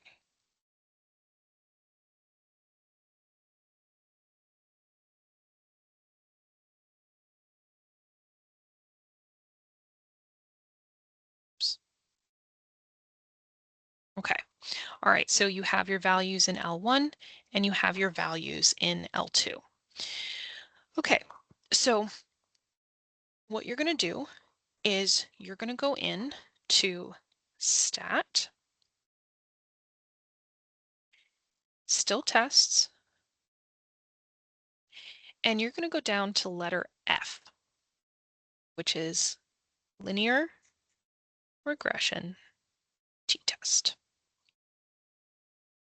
Okay, so you're going to go stat, arrow over to test, and you can either arrow all the way down or you can arrow up and it'll kind of start you back down at the bottom of the list, and you're going to hit enter, and you have to tell it what list to choose from, right? So I have to tell it, please do L1, which, quick reminder, L1 is down here above your 1, so you're going to hit second 1 because it's going to do like the shift button.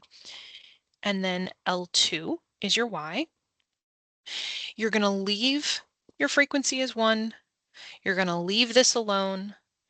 And if you want to have something there, we'll talk about that later, but you're just going to leave it alone and you're just going to say calculate. Okay, now it's going to give you a lot of information, which we'll talk about in the next few problems, but for this one, they asked for R, right? So we need to arrow down and we need to look at the R, not the R squared, but the R.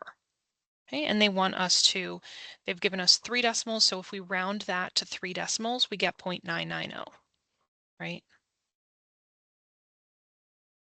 We go to 3 decimals. Okay, so again, stat tests, right? This whole chapter, you're in stat tests for pretty much everything. Not everything, but most everything. For the linear regression, you go all the way down to F. Okay. So first of all, let's take a second to talk about that. That's really close to 1. There's a really strong correlation here.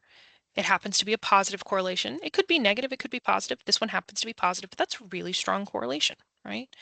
Really high R value. So these are strongly correlated. Okay. So number 20, the data below are the number of absences and the final grades of 9 randomly selected students from a statistics class. Calculate the correlation coefficient R. So we're doing the same thing here, right? Your X's are going to be your L1s, your Y's are going to be your L2s. So again, you're going to go into stat, edit, and you're going to put these numbers in. Okay, it looks like, yeah, I do have this already plugged in. Let me just double check. Okay, so for me, I have L3 and L4 is where mine are existing.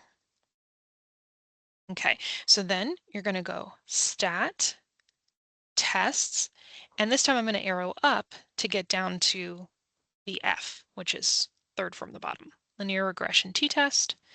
And I have to tell it, okay, don't look at L1 and L2 anymore. Now I want you to look at L3 and L4, and I'm going to leave the rest of this alone and calculate. And I'm going to arrow down to the R value. So I have an R value that when rounded to 3 decimals is negative 0.991. So again, very strongly correlated. There's a strong negative correlation between the number of absences and the final grades, right? So what that means is as the number of absences increases, right? Like let's take a second real quick. Number of absences, that's on the x-axis, right? That's the horizontal axis. So the number of absences. And then the final grade is your y-axis. So as the number of absences goes up, the final grade goes down, right? The more absences you have, the lower your final grade is. That's a negative correlation, but it's a really strong negative correlation, right? That's what they're trying to get you to see there. Strong negative correlation. Okay. All right, which value of R indicates a stronger correlation? They're giving us two R values. One of them's negative, one of them's positive. So if you're having trouble understanding the whole, it can be negative or positive as long as it's strong, then what you can do is you can just apply the same rule every time, which is to compare their absolute values. Okay, now quick recap on what the heck is an absolute value.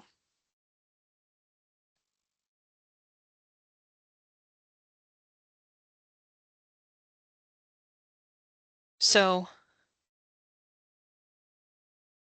absolute value is the distance you are from zero, not the direction, but the distance. Okay, so if I look at the number 3, we say, okay, I'm 1, 2, 3 units away from 0. I don't care that I went to the right 3 to get there or the left 3. I went 3 units. Okay, so the absolute value, which is that's what these symbols are, right? The absolute value of 3 is 3. For negative 3, I went 1, 2, 3 to the left, but I don't care that it's to the left. All that I care about is that I went 3 units, right?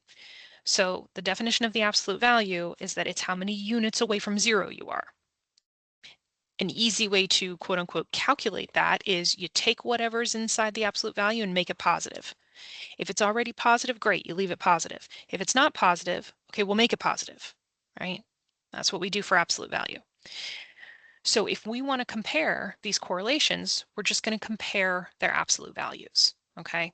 So I have 0.832 that I'm going to take the absolute value of, okay? And I have negative 0.947 that I'm going to take the absolute value of. So again, the rule, take it and make it positive. If it's already positive, fine. It's positive. If it's not positive, make it positive. And then whichever one of those is closest to 1 has a stronger correlation. Okay, so this one is closer to 1, so it has a stronger correlation. Right? Negative 0.947 represents a stronger correlation because the absolute value of it is greater than the absolute value of the other one. Okay. Now that's the sort of, in my opinion, kind of long and convoluted one. But what we're actually saying here, if I have 0.832, that's about here, right? But 0.947, well, that's a lot. I'm sorry, negative 0.947. That's a lot closer to negative 1 than this is, right? 0.832, I've got some distance between that and 1, but negative 0.947 is really close to negative 1. It's closer to negative 1 than this is to positive 1, right? That's why this has a stronger correlation, because it's closer to its its extreme value, right? 1 is the positive extreme, negative 1 is the negative extreme. This is closer to the negative extreme than this is to the positive extreme. But if that doesn't make sense, just take the absolute values and compare them. Okay.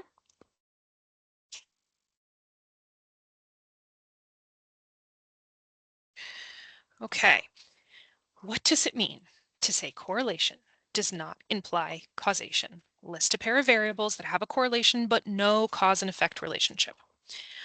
All right, so I don't know if I've mentioned this to you guys, but my degree is actually in psychology. I have a bachelor's in psychology, and in every single psych course that we ever took, if we walked away with no other knowledge, it was that correlation is not equal to causation. Correlation is not equal to causation. Correlation does not equal causation. They drilled that into our heads. And they always used this fantastic example that I love, where they compared the number of ice creams sold, or like number of ice cream cones, I think it was, that are sold like per week or per month or something. I forget the specifics. And they compared that to the murder rate. And what do you guess that correlation was? That correlation was super, super close to 1. It was almost exactly 1. there was a super strong correlation, not causation, but correlation between the number of ice cream cones sold and the murder rate.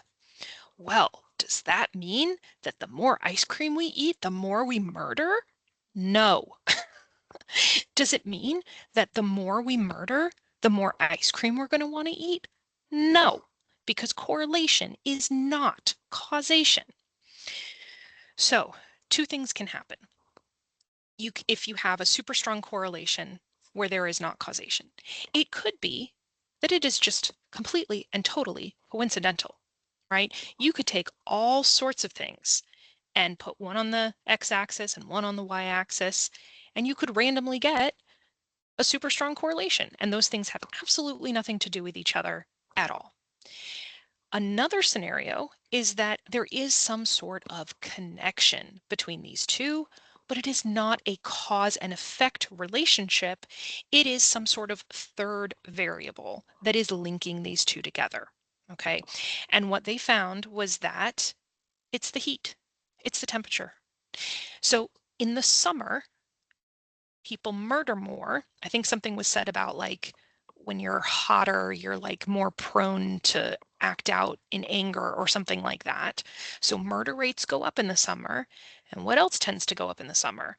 The amount of ice cream you eat, right? We're not a lot of us are reaching for ice cream in the dead of winter. So there is that third factor, the temperature, that links these two together, but one of these does not cause the other. One of these does not cause the other. They have some sort of correlation. They have a really strong correlation, and there is a third variable that links the two of them together, but it is not a cause and effect relationship. Okay. And this is one of the things that, I mean, we talked at the beginning of the class, I think in chapter 1, maybe 2, about how understanding statistics and understanding, misleading graphs, misleading data, things like that, um, it, it's important to understand that to be an informed citizen. Okay, whether it's this country or any other country, right? If you're watching whatever news station you watch, you need to be able to look at these things with a critical eye and to say, hey, that doesn't make sense. Clearly they're trying to fudge those numbers. Clearly they're trying to, sway me with the way that they have presented that, right? Like maybe they cut off one of the axes, but not the other, right? Maybe one goes at a different rate than the other. Maybe they're using a type of chart that is not the best way to display that information. Or maybe they're throwing two things up on a graph that have no causation between them, but they're drawing your attention to the fact that there's a strong correlation and trying to claim that that correlation means that there is causation. Okay. Correlation does not equal causation. Never forget it. Okay. So now let's answer the actual question. So what does it mean to say correlation does not imply causation? The fact that two variables are strongly correlated does not in itself imply that a cause and effect relationship exists between the variables. Okay. All right, so then in the second part, it gives an example. So which of the following pairs of variables have correlation but no cause and effect relationship? So the right answer here is the number of school buses at a school and the number of teachers at a school. Okay, so we're looking at the number of buses at the school and the number of teachers at the school. Okay. So again, well, not again, but to kind of come back to what I was saying before about this is that, how I was saying there's two different things that could happen. It could be completely coincidental, or it could be that there's a third factor that is linking these. Well, there's a third factor that's linking these two things, the number of buses and the number of teachers. The third factor is the number of students at the school, right? If you have a whole bunch of buses at the school, that doesn't cause you to have more teachers. And if you have a bunch of teachers at a school, that doesn't cause you to have more buses. The third factor here is the number of students at the school.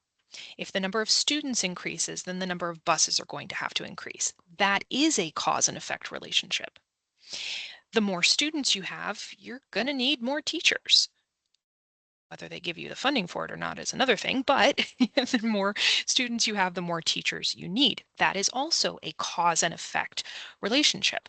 But the number of buses and the number of teachers, that is not cause and effect. Those are correlated, but there is not causation between them. Okay. All right. Rant over. Okay. Number 23, the scatter plot of a paired data set is shown. Determine whether there is, and it gives a whole bunch of different types of relationship here, right? So we've got perfect positive linear correlation, or tone the intensity down, and now it's just a strong positive linear correlation, or a perfect negative linear correlation, tone it down and it's a strong negative linear correlation, or no linear correlation between the variables. So linear means line, right? So we either have positive or we have negative correlations. Now, a perfect positive correlation is when all of the dots perfectly align to that positive straight line.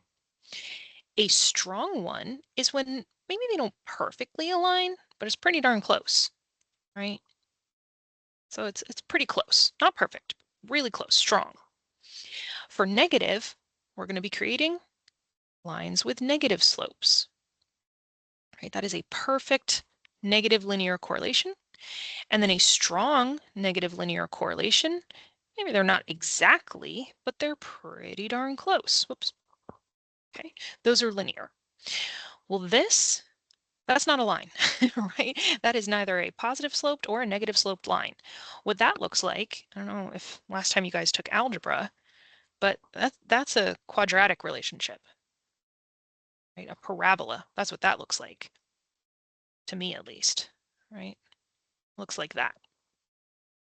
That's not linear. These are linear.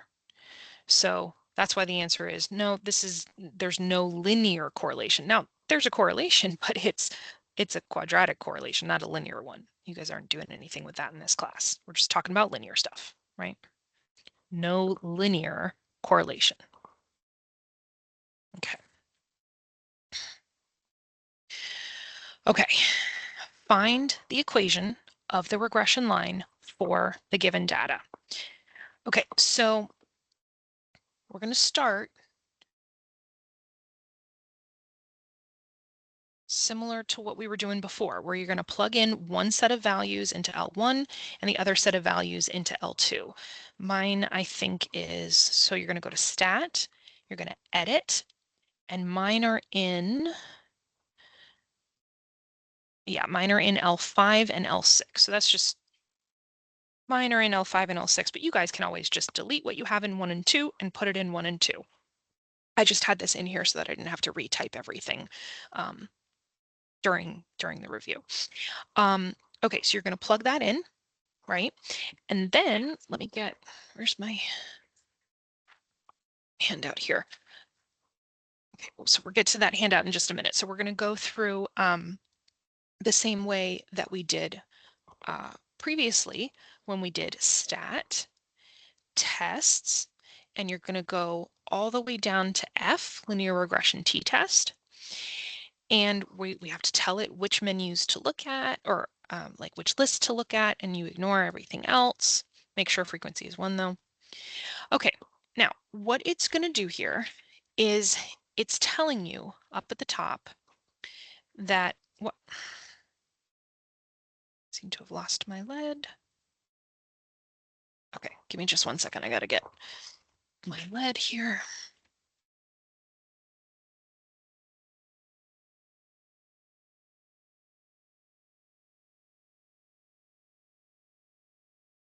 Okay, while I'm getting my lead, I can at least talk about, for those of you that remember in your algebra classes, the slope of a line, or the equation of a line in slope-intercept form, was y equals mx plus b. So that's similar to what's happening here, but they're using different letters, so that can be a little bit confusing. So in the calculator, it's telling you that it's telling you, hey, this is what your A is, this is what your B is, and this is what their relationship is to each other when we put it in the equation of a line. Okay, so it's telling you that y equals A plus bx, right? And we're going to do, come on, I just put the lead in here. There you go. We're going to do, so a y hat, okay? Y hat equals A plus bx, but we don't we don't write lines like that. I mean, that's what it gives you, but we don't write them like that. What we do is we put this term first. We put the bx term before the a term, okay? All right, so this right here is the slope of the line, okay? And this right here is the y-intercept of the line, okay? So I'm going to go ahead and we're going to do this is B and this is A. And this can be a positive number or it can be a negative number, but that's A. All right, so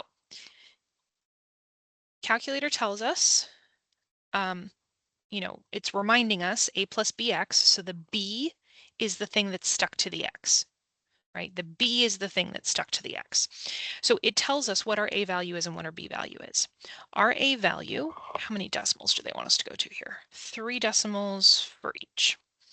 So our A value is negative 0.552, right?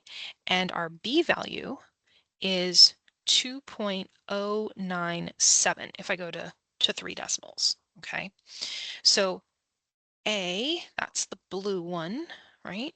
And B, that's the pink one, okay? So I am going to write this out. I'm going to do y hat equals B x plus A, right? Y equals bx plus A. A is negative 0.552. Now you could write it like that, or if you wanted to save yourself a little time, you can just jump straight to, oh my gosh, my lead is still giving me issues. Come on. Sorry, give me just a second while I put another thing in. All right, well, while I'm putting this lead in, you guys can write out what that would be when you clean up your signs, right? If I'm adding a negative, that's the same as subtracting, right? So, okay, there we go. All right, so if I clean this up a little bit, I'm going to get 2.097x minus 0.552. Okay, so that's how they're getting this. Okay, it reminds you, the calculator reminds you that the b is the thing that's attached to the x, but when we write our answers, we always have to put the bx term first before the a term. Okay, so just make sure that you're not accidentally switching these around, right? Because you'll see that like all of these numbers are all the same. They're just in different orders with different signs. So you want to make sure they're in the right order with the right sign. Okay. All right. Okay. Number 25, the data below are the temperatures on randomly chosen days during a summer class and the number of absences on those days. So maybe like the warmer it is, the less likely people are to come to school. I don't know. Let's find out. Okay, find the equation of the regression line for the given data. Okay, so same type of thing, right? So we have our x's and our y's, and you're going to put your x's in L1 and your y's in L2. Let's see which menu I put them in. So you're going to go to Stat, Edit.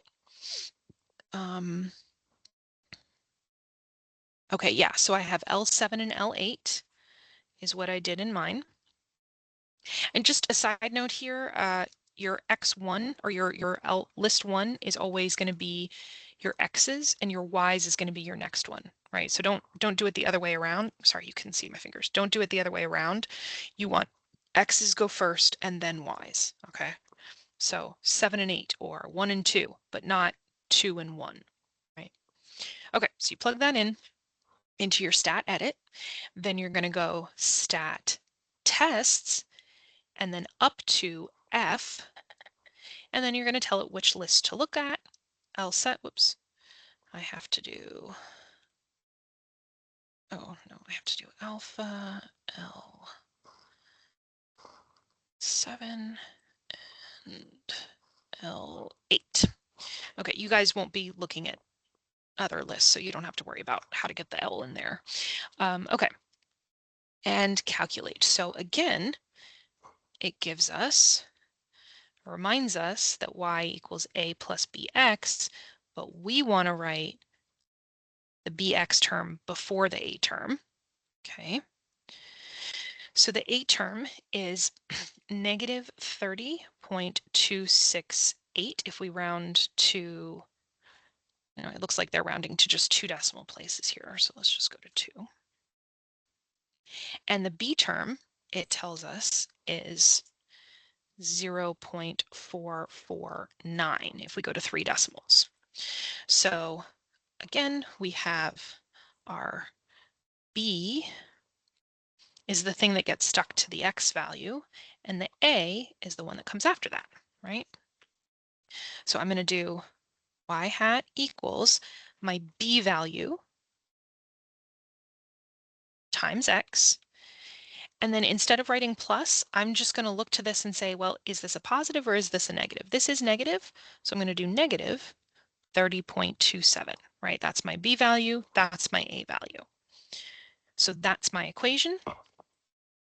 So you're just making sure that you've put your a and your b in the correct order, right? B is the one that is stuck to your x value. And you don't have to worry about memorizing that because the calculator tells you b is the one that's stuck to your x value. Okay. All right. Okay, number 26. Okay, given that the equation of the regression line is this, what is the best predicted value for y, given that x is 3.8? Assume that the variables x and y have a significant correlation. Okay, so if they didn't have a significant correlation, we couldn't do what we're about to do. They have to have a significant correlation for us to make any type of assumption about any of this, okay? So we want to do a best predicted value. Essentially, we're just plugging in values. You remember back when you guys were doing algebra, you'd have an equation of a line, you plug in an x, solve to find the other variable, right? We have an equation. Y hat equals negative 1.5x plus 1.2. And they're saying, well, if your x value is 3.8, what's your corresponding y? Well, all we have to do is plug that value in to the equation anywhere we see x and then just solve for y, right? That's all we have to do. So negative 1.5 times, oh my gosh, I swear this lead will be the death of me. I have to have the thin lead because I don't like the way that the thicker lead writes, but the thin lead breaks more often. It's a constant struggle. Okay, so we plug in the x value anywhere we see x, and then we solve. Order of operations tells us to do this multiplication first, or just, plug it into your calculator, right? Negative 1.5. I could either do times or I could do a parenthesis. I'm just going to do times 3.8 plus 1.2, and negative 4.5 is what we can now fill in for the y, right? When x is 3.8, y is negative 4.5. Now, we are predicting that value because this ordered pair wasn't necessarily a data point that we were already given, right? We're using this line of best fit to make a prediction, right? Okay.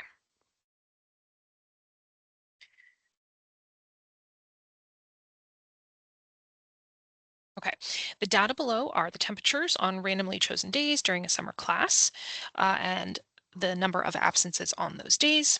What is the best predicted value for y given x is 81? Assume the variables x and y have a significant correlation. Okay, so they didn't give us the equation, right? So on the last problem, they gave us the equation gave us an x, we had to find a y. Well, for this one, they're not giving us the equation. We have to be the ones to come up with this equation. But we can do that, right? We've done that several times. We're going to come up with the equation. Once we have the equation, then we can plug the x value in to find the corresponding y. Okay? It's kind of like a big picture of what we're doing. First step, find the equation. Once we have the equation, then we can plug the x value in, right? Okay, so how do we find the equation? We go into Stat, Edit. We're going to plug those x's and y's into two lists. Oh, is this the same? Okay, yeah, I mean, 9 and 10. Yeah, so for me, it's L9 and L10. 9. Okay, so you go Stat, Edit, plug your list into L1 or L2. I'm sorry, L1 and L2. And then you're going to go Stat, Tests, and you're going to either arrow up or down to F, as in Foxtrot, for linear regression t-test. You're going to tell it which list to choose from.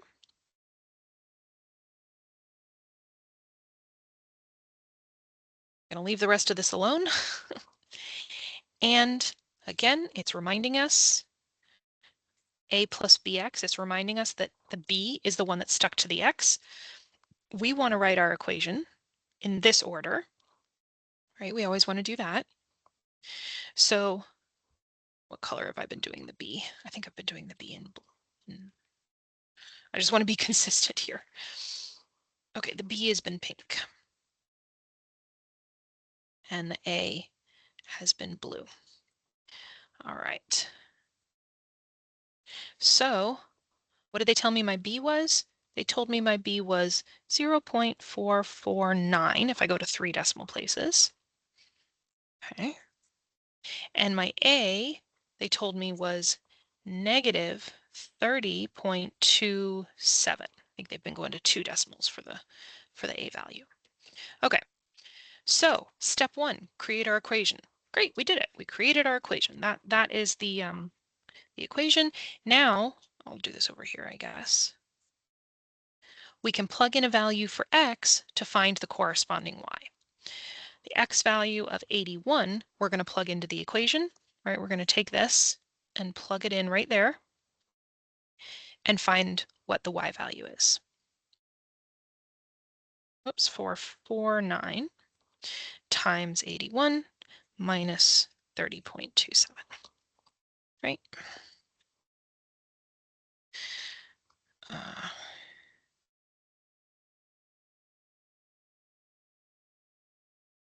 Okay, so we have 6.009, which they're rounding to singles digit, gives you 6. Okay. Now there is another way to do this. I'm not doing it on these problems, but I think I end up doing it on another of these problems. If we don't do it by the end, I'll show you the other way.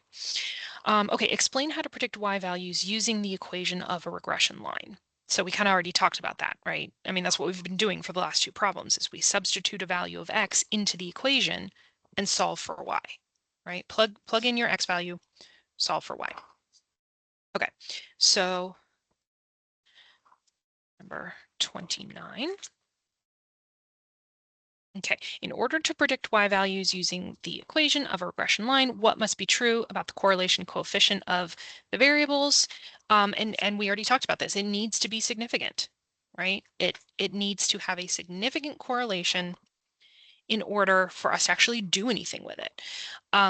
So like, let's say that, you know, we have a bunch of data points, and you know, maybe we can kind of draw a line of best fit, but our R value is going to be kind of low, right? Kind of a low R value, right? If your correlation is not super strong, then you can't really use this line to predict any of the values in here, right? Because that's what we're doing here with this line, is we're saying, if I have this X value, what is going to be the corresponding Y value? Well, the line says it should be here when really it's there. Okay, that's not too different, but but what about here, right? If I have this x value, the line says the y value should be here when really it's way up here, right? The farther away it is from this line of best fit, the lower our R value is going to be, and the less able we are to predict what one value is when we plug the other value in, right? These are our x's, these are our y's. Okay, so the correlation between the variables must be significant in order for us to be able to use this to predict anything. Okay. All right, and then so now we get to 30, which is the last problem, but it's a long one. Okay. All right, so find the equation of the regression line for the given data. And, oh, sorry, hold on, get this all in the right order here.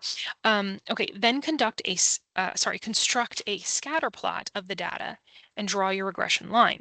The pair of variables have a significant correlation. So they're telling us right off the bat, hey, it's okay for you to do this because there is a significant correlation.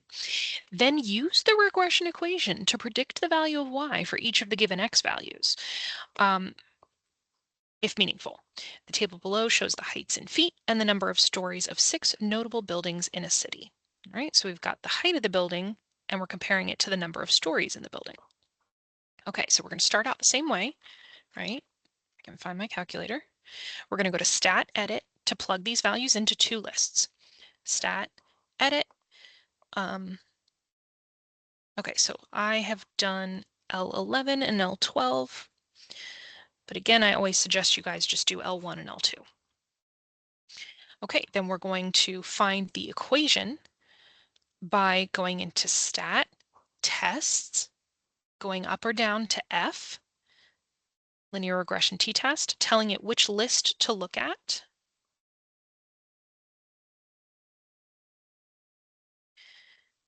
And calculate.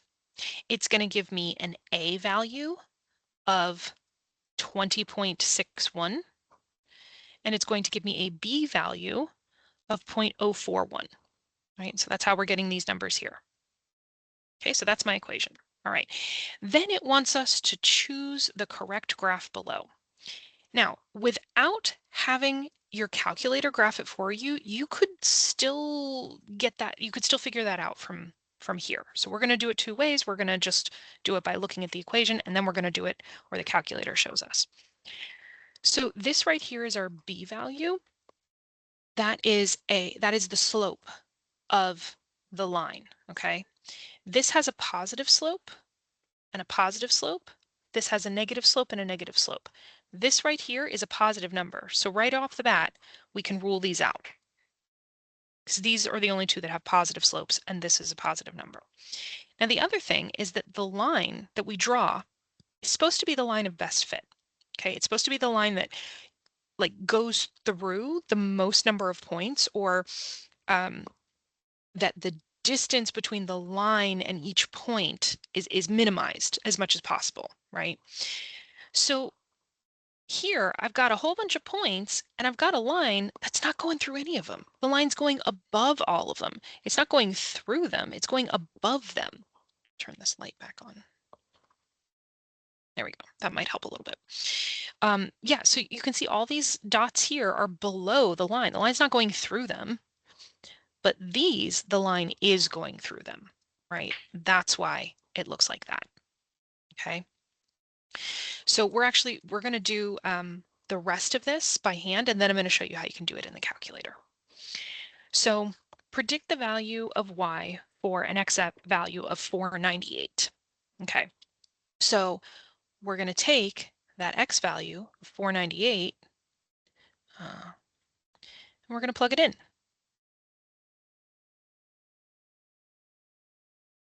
Right, we plug it in there and we get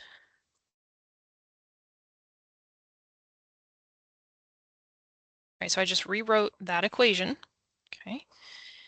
And if we go to, the ones place, we get 41.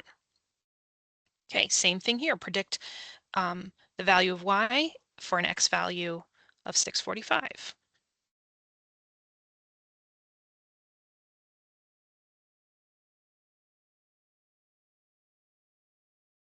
So I'm going to arrow up so that that's highlighted, and I'm going to hit enter.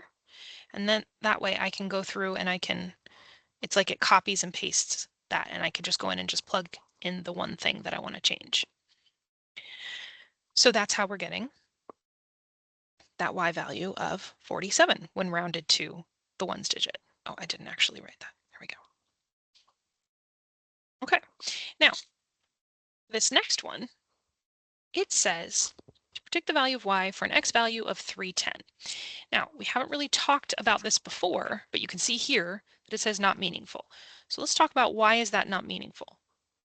If we look back up at the original values that we had here for x, they're ranging from 483 to 772, okay? We can't really say what happens too far to the left of that or too far to the right of that. I mean, I said left and right, but like this is the lowest number, that's the highest number if we were to put them in order left to right. Numbers below 483 and numbers above 772. I mean, we can go a little bit farther, but we can't be extending off super far. We don't know what happens when we increase beyond the data that we already have, right? We can't go too far beyond the data that we already have. Well, the difference from 483 all the way down to 310, I mean, that's pretty far. So we can't say for sure what that would look like. All we know is the relationship between these. We don't know that that relationship is sustained beyond those numbers, right? And this is pretty far beyond that number. So that's why it's not meaningful. Okay. And then for the last one, we do it the same way where we plug in, rewrite this problem, 0.041. We plug in the 727, which is within the values that we have here. And when we plug that into the calculator,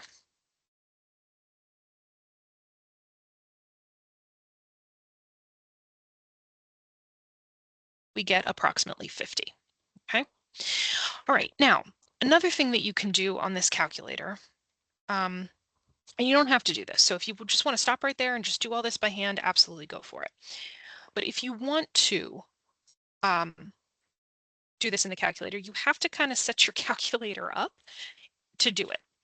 Okay, so this is something I didn't spend a lot of time on this. I just wrote this and then scanned this in. But you have to make sure that you have some settings in your calculator set a specific way. So you have to make sure your diagnostics are turned on. So you have to go to second, 0 for catalog, scroll down to diagnostic on, hit enter, and then enter again. Okay, once you've done that, if you want to graph what you have there, okay, we're going to go, let's see if I can remember what I wrote here. So if I go to graph, I'm going to go, oh, I'm sorry, in order to graph it, that's what I'm saying here. I'm going to go second, y equals, for number one, plot one, I want to turn that on. So I'm going to highlight on. Okay, make sure that you have the dots here is the one that you want. Oh, what lists was I looking at? 11 and 12. Okay, good. I'm on 11 and 12, right? Fill in your X1 and your X2. Or I'm sorry, your X list is L1, your Y list is L2. For me, it's 11 and 12. Okay. Then you're going to do zoom, right? So the zoom button, which is right here. Okay. And you're going to go down to number 9, which is zoom stat. Okay. And there it is. So it's put all of the values there. And also you'll notice it's kind of zoomed in on like this section of the graph, right? Because this is the data that we have, so this is what we're looking at. So it's put all of the little dots there and it's drawn the line through them, okay? Now, going back to here, what you can do here is if you hit trace, you can, if you hit up and down after you hit trace, it's going to navigate between the data points and the line of best fit. Because sometimes you want to be looking at the line, sometimes you want to be looking at the data points. So up and down takes you between the data points and the line, back and forth. Left and right will take you across the line or from one data point to the next. Okay, so I'm going to hit trace, which is up here. And you can see I'm on this data point here, and it's telling me the X value and the Y value. Okay, well, I'm going to hit up. So now I'm on this line. Okay, so I'm on this line, and now I'm going to answer these questions on this line because I can now calculate a value, right? So you see how above trace it says calculate? I'm going to do second calculate a value. And if I plug in an X value of 41 and hit enter, oops. Oh, I'm sorry, not 41. 41 is the Y. I don't want 41. I want 498.